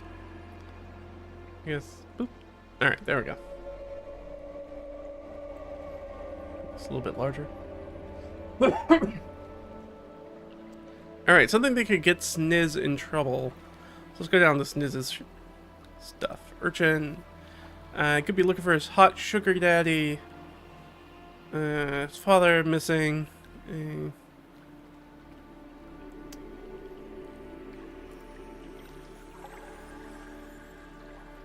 You do something with his sister. Any one of his sisters, really.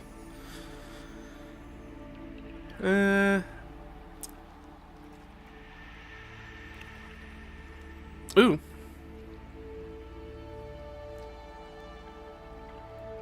So this is something that we tied into earlier. I tried to tie some of the player character stuff together.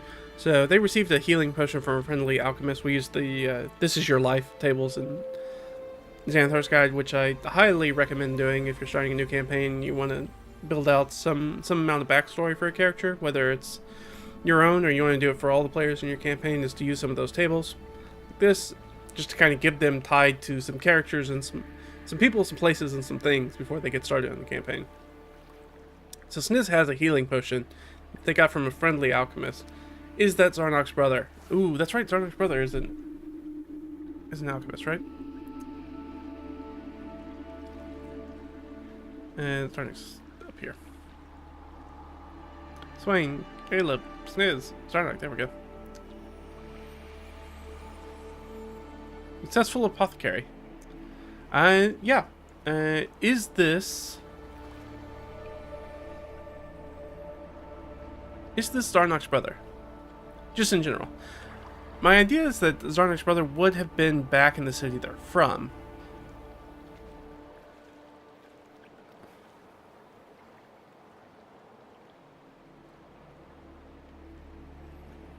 Maybe I can go down here. Maybe I can be like...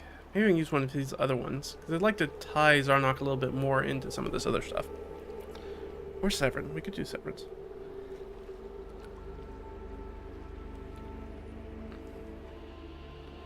None of the herders make sense. Just pull in somebody.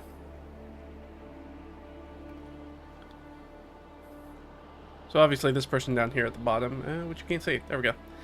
Saved a person's life in a dive bar fight, following them to repay the life debt. That was obviously Cass. Or NPC. No, let's lean into Sniz. Something that's specifically going to get Sniz in trouble. Let's go with the bride with the mangled face.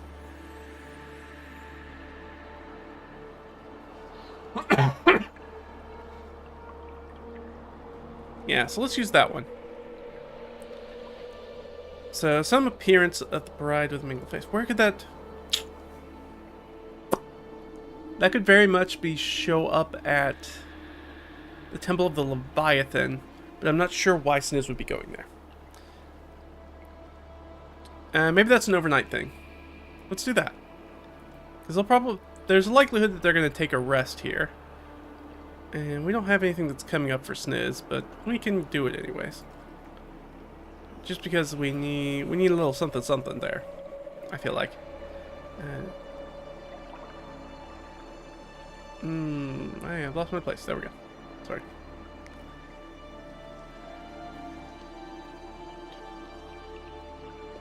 Alright, what's a good location here in our city where it makes sense?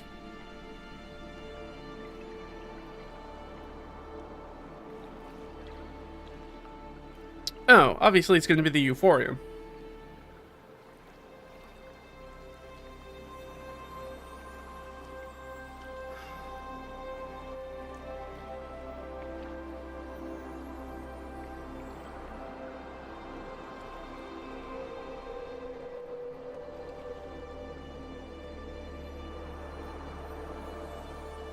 It could just be at Pearl's townhouse. It could just be at Pearl's place. There's a likelihood that Pearl's going to put them up for the night, so it could just be something that he experiences overnight. But I don't always want it to be something that's experienced overnight. Yeah, so let's just we'll just add that as a potential low-level. Oh, that's something. Oh yeah, no, absolutely. I just solved it for myself. All right, so they're gonna go to the Fanged Leviathan Temple. At least somebody is. They can learn.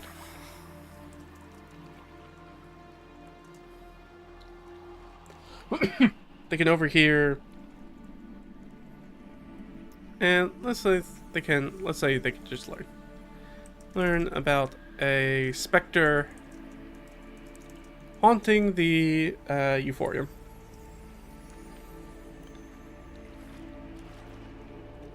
Now the Euphorium is the town's basically combination theater music hall.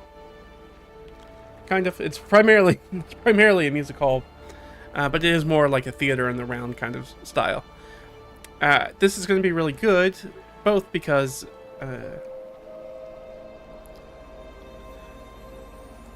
put down here the Mingled Bride.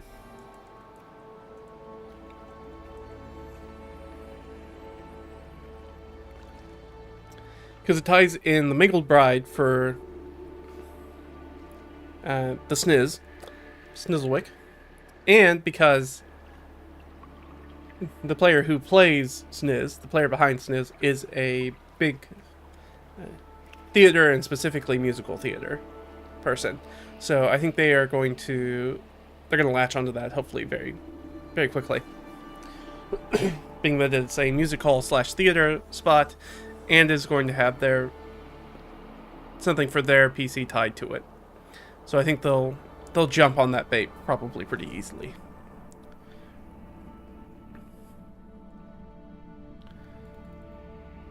So we've got a little bit of something for everybody, and this is probably all I kind of need for this next session. Now they could go to the hall. The Euphorium's not really like a primary point of interest location, so it's a smaller location. So I might have to come up with somebody who's in charge of that.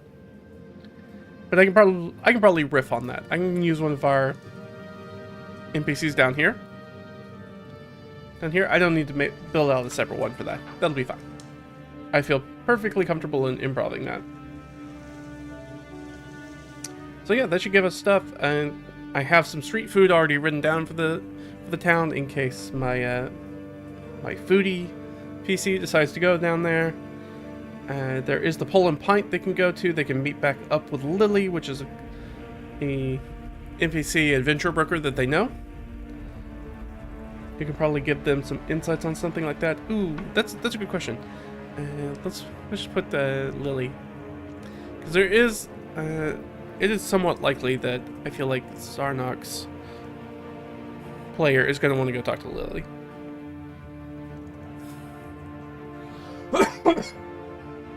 Especially because Lily said she was going to keep her ear to the ground a little bit for some lower level adventure stuff.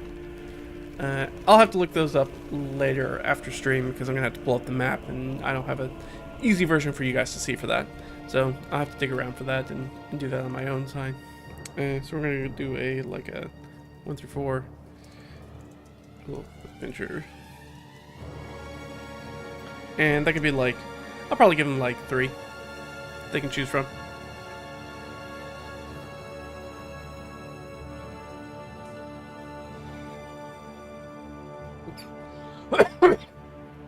Oh, man.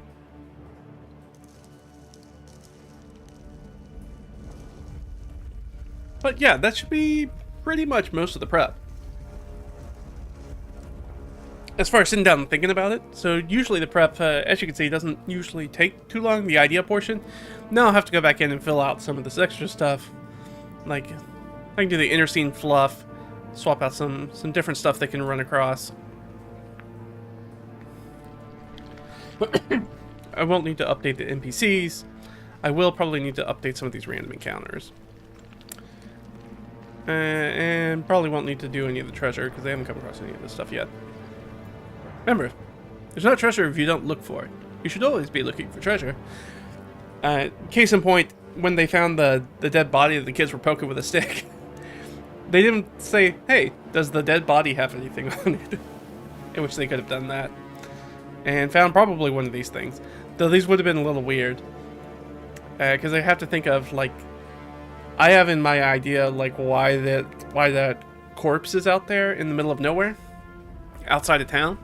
And my idea is that they were going to like an outhouse sort of situation in the middle of the night, got attacked by surges, just kind of ran off blindly into the darkness before they collapsed.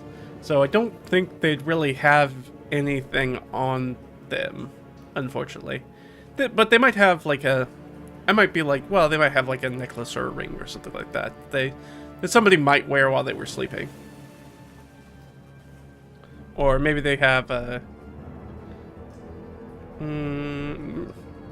don't know. What else might they have on them? They probably wouldn't be wearing like a coin purse. They definitely shouldn't have tools with them, or a bag of flour, or a folded up painting, or a virginal. But they could have maybe a common single-use magic item. They might have some sort of like magic light or something like that. Maybe they have something like that, and they could have used that. So we can do. We got a little bit more time. I don't want to waste too much more time. We've hit our stride pretty much, and I got pretty much done what I wanted to do. Now it's. And this game's not until Friday, so I have a few days where I'll just tweak some of this information a little bit and dress it up. But otherwise, we're pretty much done. So I am going to take this, which I talked about just a little bit ago, my DM binder, which is what I use inside of the screen. And I have some stuff in here that is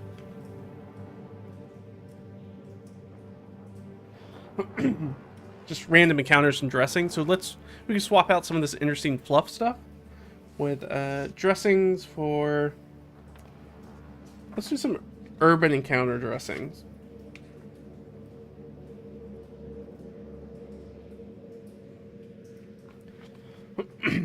And they are entering a town, which means that I do need to do a separate roll for them.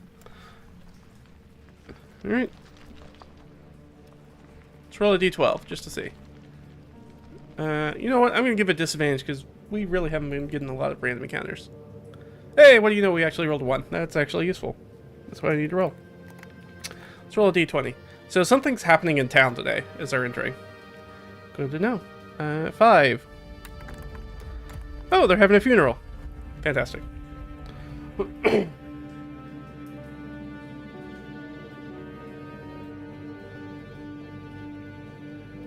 Oh, that's perfect. Actually, that's perfect. Because I do want... In case they go down to the docks, it would be nice to have something they go down to the docks. So we're going to do that down here. Let's look at the docks. Not the ducks, the docks. And there's going to be a funeral procession.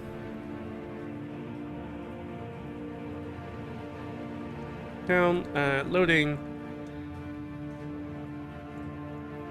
Body. And,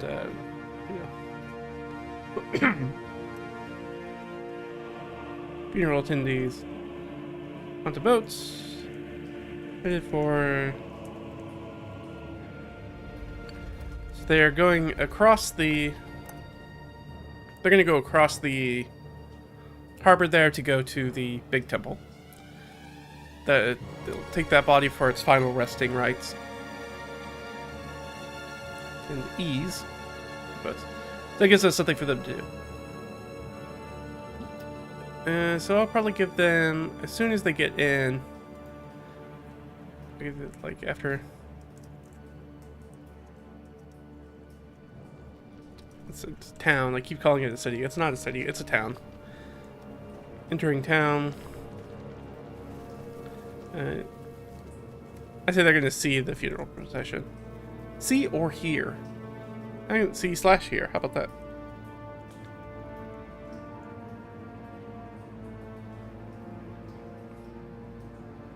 And then I'll know if they follow that funeral procession, they'll make it down to the docks. Perfect. Really easy to sort of add this kind of stuff. Okay, some random encounters down here. So I've got a D20 list of urban dressing and encounter stuff that they can come across that we'll use to replace these this interesting fluff stuff. So we're just gonna, I think there's 6 of these, right? Which is probably too many. I probably only need like 5, but 6 makes it really easy to just roll a d6 if I need a random one and I'm not sure which one to choose. But what I like to do is I like to, anytime we have a table, and this one it's a d20 table, we roll twice on it and see if we can just kind of combine things together, because that turns a 20 result table into like a 300 and something result table, which is a little bit easier. So an argument that threatens to turn violent, that's number 4. And number 10. 2d4 vermin or mongrels accost a person. Alright. No, I like that one. Let's see, how's that gonna go? Oh, I like the idea of 2 people sort of like arguing over something, maybe in a market stall, maybe? And one maybe pushes the other one down, and they have like a bundle of like groceries or something in their arms. Preferably sausage links, and then they get sort of attacked by vermin or dogs who are trying to make away with all their food. Again, these are not really encounters, these are just like stuff they can run across, and stuff the players can interact with if they feel like they want to. And if they do that, then maybe we spin out and focus on those NPCs. Maybe I'll take a look at the stuff that I had planned for the... like, let's say, hypothetically, let's say they get inside the gates. They're like, oh, there's a funeral procession. They're like, well, we're not going to follow the funeral procession, so we're going to go around this way. And they swing by the market, which is kind of the middle of town. and they come across that scene where there's kind of an argument and somebody gets pushed down and they get attacked by the curs or the vermin or whatever it's going to be, rats, etc. And that happens, and if they step in to help that person, then maybe that person's one of the somewhat more important NPCs that they could come across. That could be the apothecary, it could be the acolyte from the temple, it could be somebody on their way to maybe the cook for the Broken Seven. That would be a super easy one to throw in.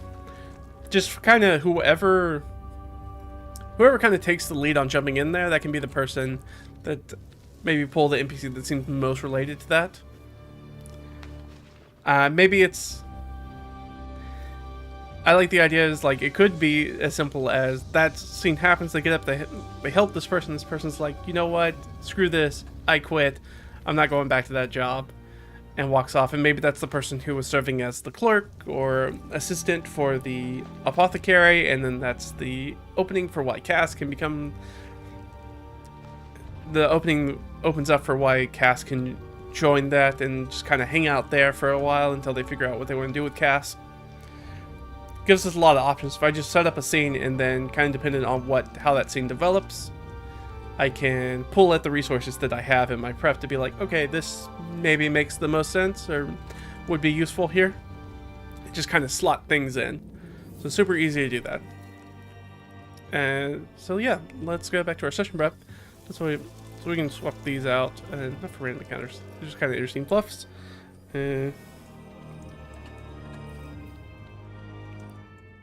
Shoving, let's say spills, groceries. And let's say accosted by street animals. Perfect. We'll say falls spilling groceries.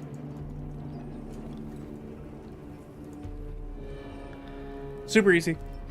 If they decide they want to do something with that, that's great. If they decide they don't want to, that's fine too. Let's do another one.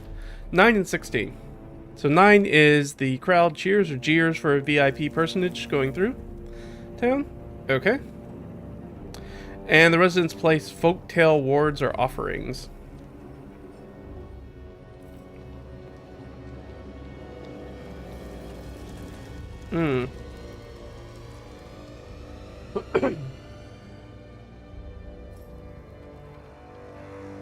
Okay, no, I like that.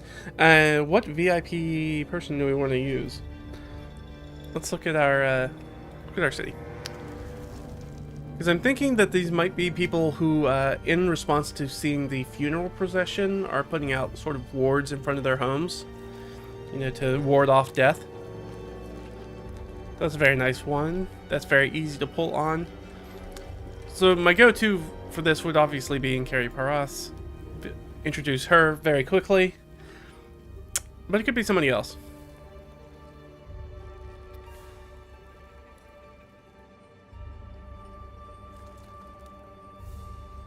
It could be Shamash Khadijah. That maybe makes more sense for people to jeer at.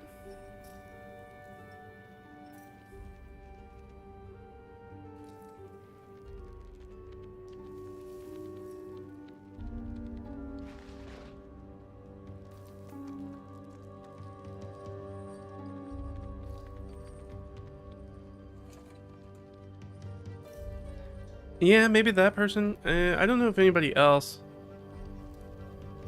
It could be just the Bloody Heather mercs. That's fine. Yeah, so here's a question. So I'm going to give a... yeah, we'll just do a classic Oracle roll. 1d20, 11 plus means yes, 10 or lower means no. Are they cheering or jeering the mercs from the Bloody Heather? They're cheering. Okay. Town likes the Bloody Heather. Good to know. The Bloody Heather in sort of this campaign world is very similar to... They're not like a one-for-one or just a slot-in kind of representation, but the thing, if I want to grab the closest D&D analogy from, then most people will be familiar with, or Baldur's Gate 3, would be the Shintarum. So this is just a very large mercenary company that has their fingers in a lot of different pies.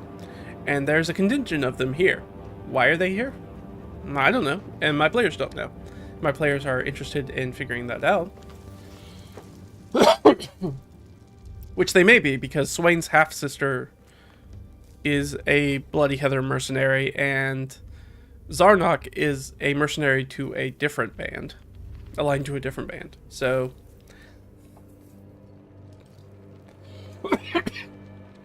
oh, man. That's probably my body telling me we should probably wrap the stream in the not too distant future. Yeah, I didn't have the... voice was already feeling a little scratchy, and I was pretty tired this morning. I hope I'm not getting sick. I don't want to be sick. So hopefully it's just that. Just a little fatigue. No big deal. Alright, so, our second one. So let's say that those feel like two unrelated things, though. Is folks just putting out death wards? That's fine. Let's see.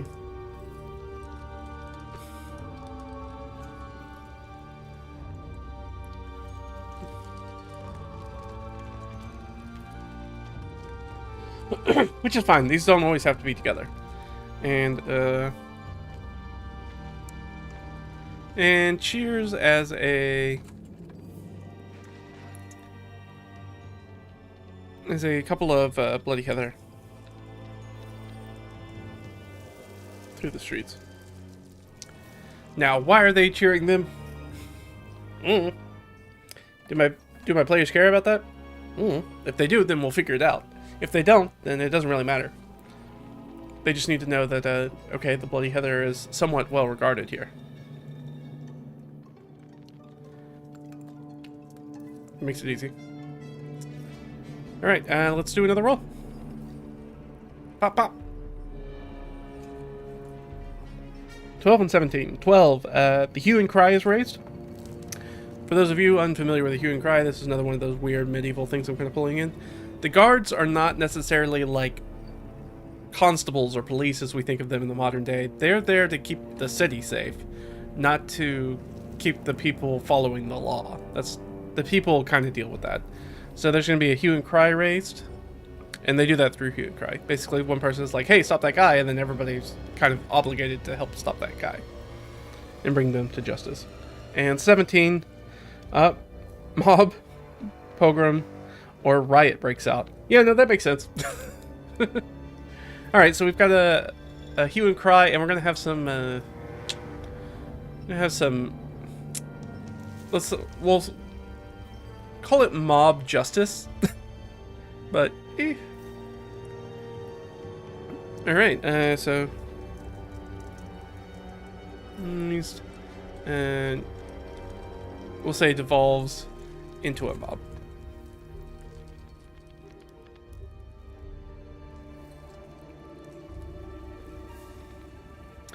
What do we think this person is gonna... We don't necessarily need to know what this person was doing, but it might be helpful. I do have a list of 1D100 NPCs. That might give us some insight as to who this person might be. 93. A lodging establishment owner or patron. That doesn't really seem likely. Because right now, all those people would be higher level people than for a mob to probably deal with. That probably doesn't make a ton of sense. Let's swap those numbers and go 39. Shop or market stall merchant. That makes more sense. Alright, we do have a couple market stall people here.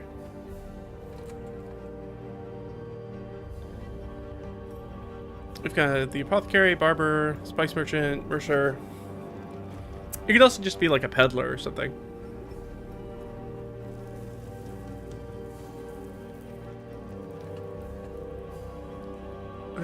Who would make sense?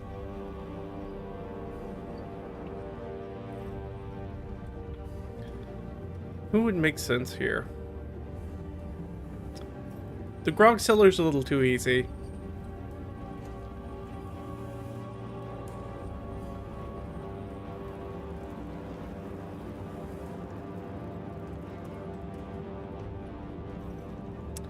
Oh, you know what? Let's make it those lumber people from earlier.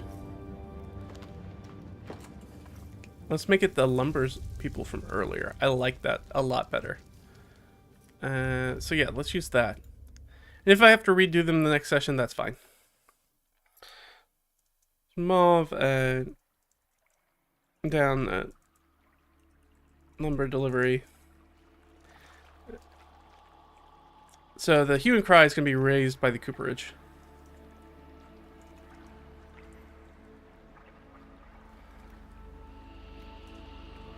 Alright, let's keep moving on.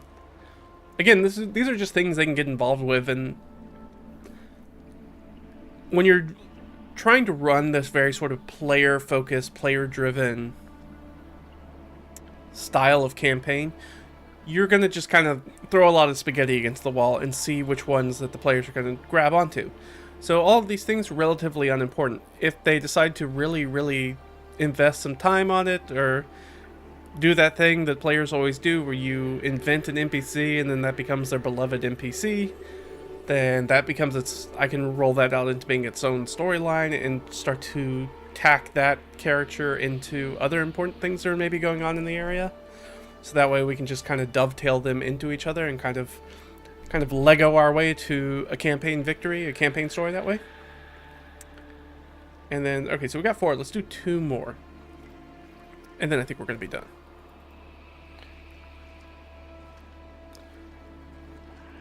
And then if they save the lumberyard operators or delivery people, they can again be reinformed of like the tunnels and warrens thing.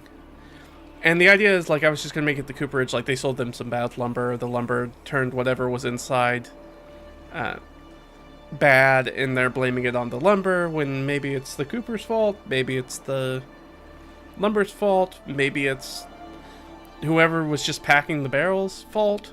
Could be a lot of different things. Maybe it's maybe that's something that the less than legal people over at the Broken Seven did. Maybe they went in there and maybe this is like a controlling prices thing, so they spoiled a whole bunch of stuff. Could be. That's what, again, it's like this is just a one snippet. It's like if they grab onto this snippet, I can spiral it out into a dozen different things that could be going on in the city and tie it to a bunch of different places and NPCs and other things that are going on. So it's a very easy, I find that a very easy way to do. It's very free form. It does, and I think that is where I'm resting right now, which is the difficulty I'm having with this particular group, is that they're not used to playing in that very player-driven kind of style. So there is, I think, this expectation that they're waiting for me to kind of give adventure to them, rather than them kind of taking the bull by the horns and being like, we're going on this adventure, this is what we're interested in going after. Because each of them has their own goal, which may or may not be contained. And who knows, maybe that's spoiled stuff, maybe that has something to do with Severin's mysterious stranger. Could be. Could be a lot of different things.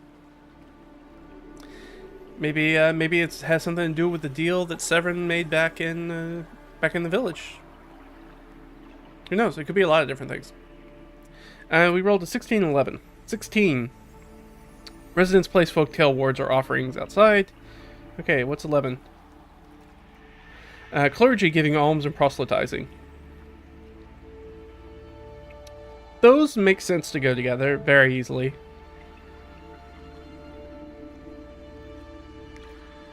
I think I'm going to strike the giving wards and offerings.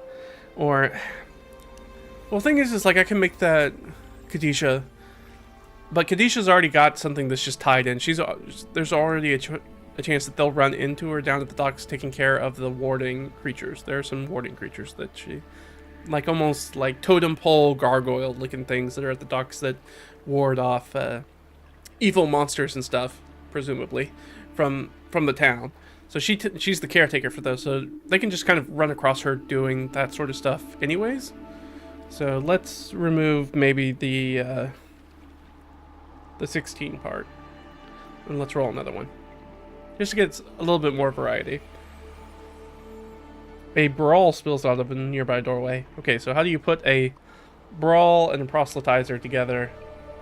Well, I mean, yes. I don't even know why I asked that question out loud. I'm acting as if religious differences have never led to any amount of armed conflict.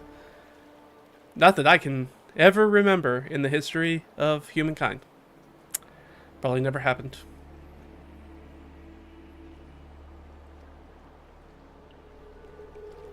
So yeah, so there.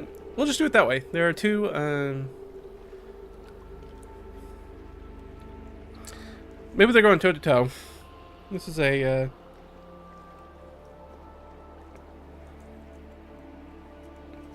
It's toe to toe.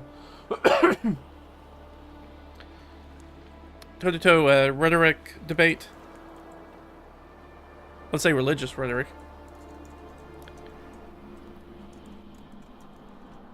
That threatens to devolve.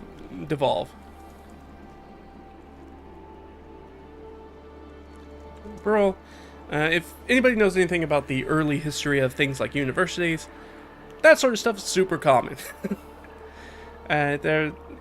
Especially if you go back and look at old history of things like Oxford University, where you had Oxford students who were just like ripping up taverns and having brawls inside ale houses and stuff like that. Like, it's wild, and not what we really associate with higher learning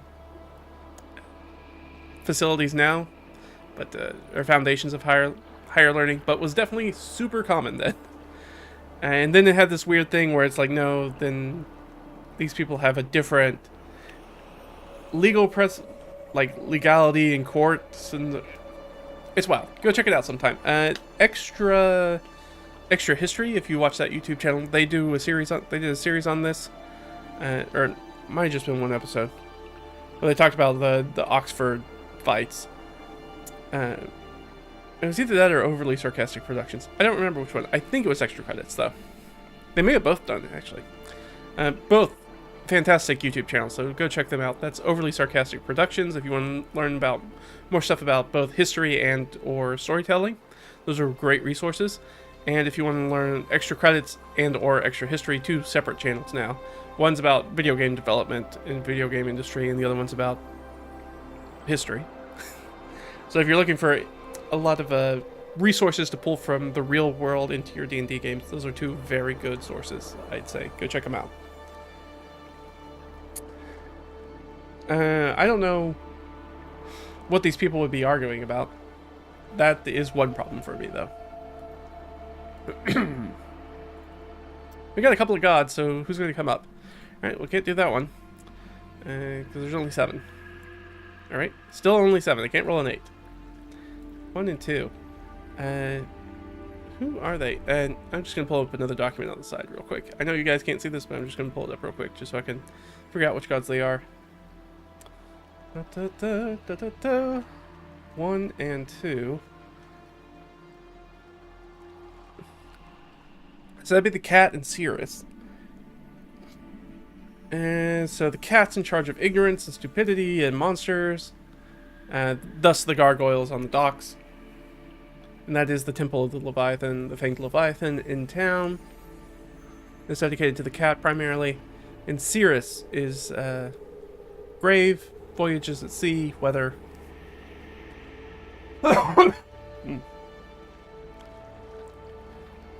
Alright, ignorance and stupidity is a really good one. Maybe something, so where are these things?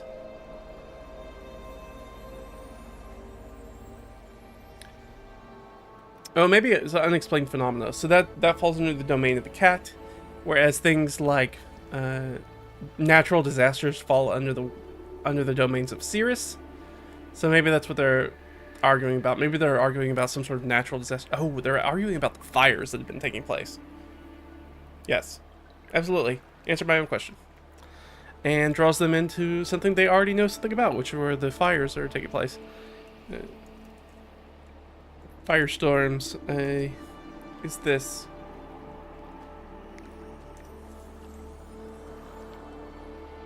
Natural disaster versus Unexplained phenomena. Or untamed wild beyond civilization. Maybe that. Either way. Firestorms. Natural disaster or unexplained phenomena. Obviously, that's going to get heated. Because they're going to potentially get into a fight about it. Now, our cleric character is not going to be there next session. But this interesting fluff should last for any time that they're in the city. Or in the town. Sorry, it's a town. It's not a city. It's a town. Why can I not remember that correctly? I think it's because my players keep referring to it as a city. And they've circled it back on me. Because I'm not correcting them. I should be correcting them, I guess, about that. Alright, let's do one more. And then we'll be good here. Then, like I said, I'm going to call it for this stream. One more. Here we go. 12 and 7. 12 we've already had, right? That's the hue and cry.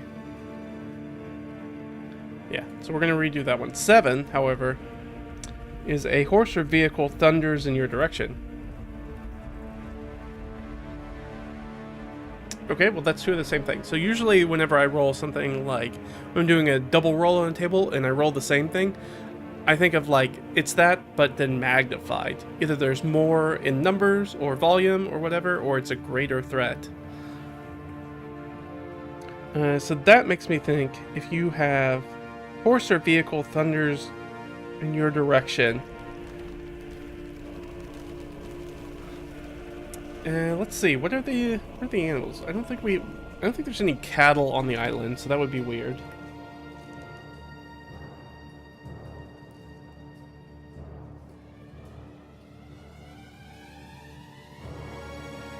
Oh, but there are pigs.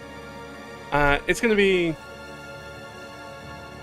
like a running of the pigs kind of situation. Instead of running of the bulls, it's a running of the pigs. There's gonna be a there's gonna be a mob of pigs coming their way. A pig stampede, if you will, a swine stampede.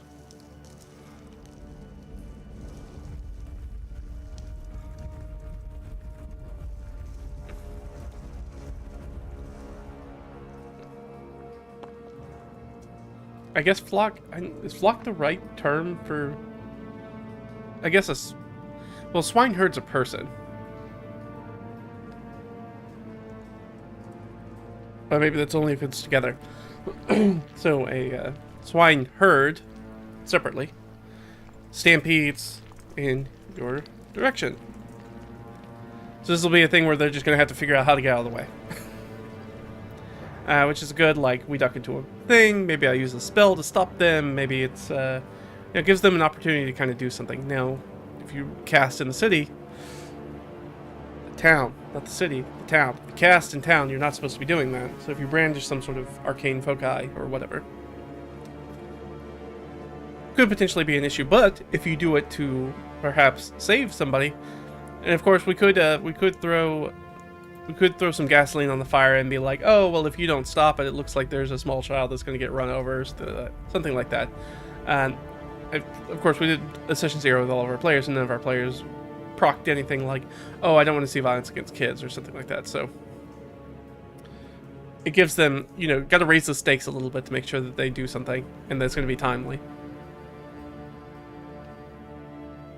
Will be a thing where it's going to be like a reactionary thing. I'll be like, you guys do not have time to like sit there and look through your spell books. What are you doing now to save this kid? And that gives us 6 interesting fluffs. We have our argument, and one person gets shoved down, they fall, they're spilling their groceries everywhere, and they get accosted by street animals after grabbing their groceries. There's residents placing death wards in front of their homes, which is probably tied into the funeral procession that's going by in town. There's cheers as a couple of bloody heather move through the streets. What are they cheering about? If my players ask about that, I'll have to come up with an answer. I don't know what that is so far, but we'll figure that out. It may just be like, oh, there was some lawlessness, and now we brought in some mercenaries to kind of handle things. Maybe as extra muscle for the coming... Because the town right now is swollen with people coming in. People are kind of using this as a base of operations for the upcoming festival. So there's a lot of extra people in town than there usually is. So this is maybe some extra muscle to like keep law and order around. So that could just be the reason. Maybe they'll tell them about how they They're so valiant in the way they beat the crap out of a street urchin for stealing bread or something like that. What heroes. What heroes indeed. If only we had more like them around.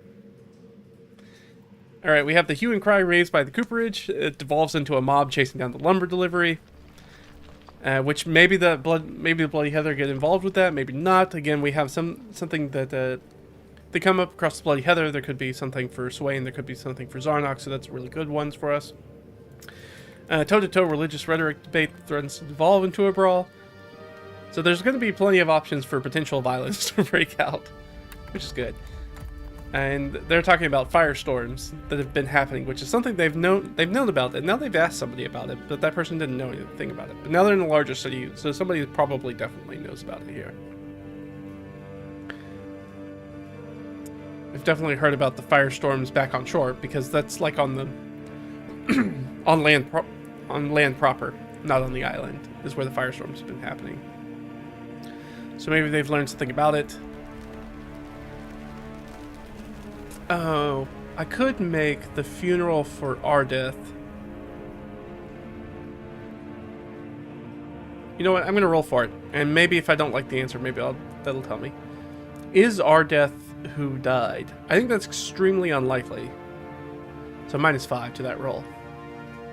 Okay, so the answer is no anyways. We'll jump on it. Okay, so it's not Ardeth. Ardeth's not dead, which is good. Which is the veteran sort of adventurer they came across in the very first session, I think. And then, as has been the players and what they've done in this campaign so far, they decided to not aid that person on their adventure. So, yeah. We've got, Hue and Cry with the Cooperage. Right, the Bloody Heather might come into that. The toe-to-toe religious rhetoric debate that threatens to devolve into a brawl. Firestorms, natural disaster, or unexplained phenomena. As they're arguing over basically a current events, are these like which god is this a sign from? Is this a sign from the cat? You know, Wildstorms being like, oh, we are doing things against nature, and nature is striking back against us. Is this like, no, this is a natural disaster because we have not prayed enough to Sirius?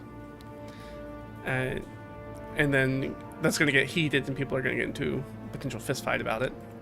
And then we have the swine herd that stampedes in their direction. Doesn't matter where they are, there's going to be a swine herd. And it's going to be running through the streets.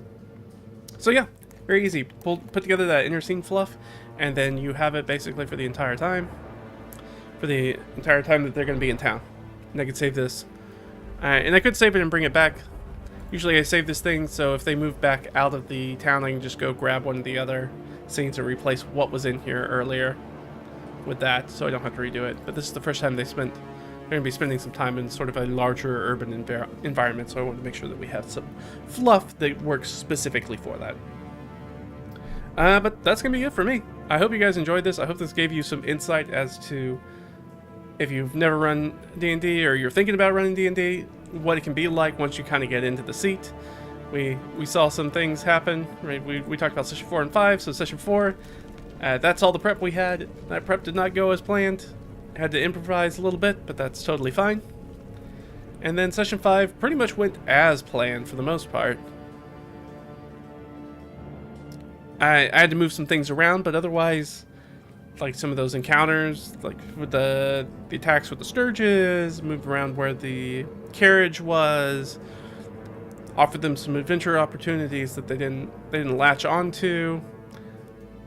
I'll try to reiterate, probably need to reiterate with them again after this session and be like, hey, there's gonna be stuff that I just toss out, and if you guys don't ever latch on to an adventure, then you guys are gonna have a very boring campaign that's gonna be this mostly. Because you decided that you wanted a very player-focused, player-driven campaign, but you guys aren't really driving a lot of the action right now. But hopefully that changes now that they're in town, because I know a lot of the stuff that they were talking about wanting to investigate for their personal quests is not something they could do in those smaller areas. So now that they're in town, they can start running some of that stuff down. But that's it. Hopefully you guys enjoyed this. Hopefully this was helpful for you to think about planning your own sessions in the future and what kind of goes into it, maybe how much prep or how little prep you need. I very much follow that sort of golden rule of advice that's, as far as I know, first came from Jim Davis over at WebDM, though I'm sure he may have grabbed it from somewhere else, which is basically prep everything you don't feel comfortable improvising. So that's a good way to look at D&D prep, or prep for any tabletop RPG, is prep what you need to do to improvise. And I think that hopefully you kind of see my process here, especially with things like those interscene fluffs, where it's just like, I just need kind of an idea of what's going to happen. And then once I have that, I can spiral it out live at the table, depending on which way I feel like the party's leaning, or which things that I think that they might be interested in, or how they approach things, that I can make different decisions like that. But that's everything. Thanks for hanging out with me, guys. We'll do this again soon. Probably on Saturday. Probably right after I play the next game. And we'll come back and we'll see how Session 6 went. We'll see what they do in town, what kind of trouble they get up to, what other adventures they potentially decide not to go on. Hey, maybe they'll even decide to go on an adventure. Maybe they'll get caught by the law. A lot of things could happen. But catch you guys next time, alright? Bye.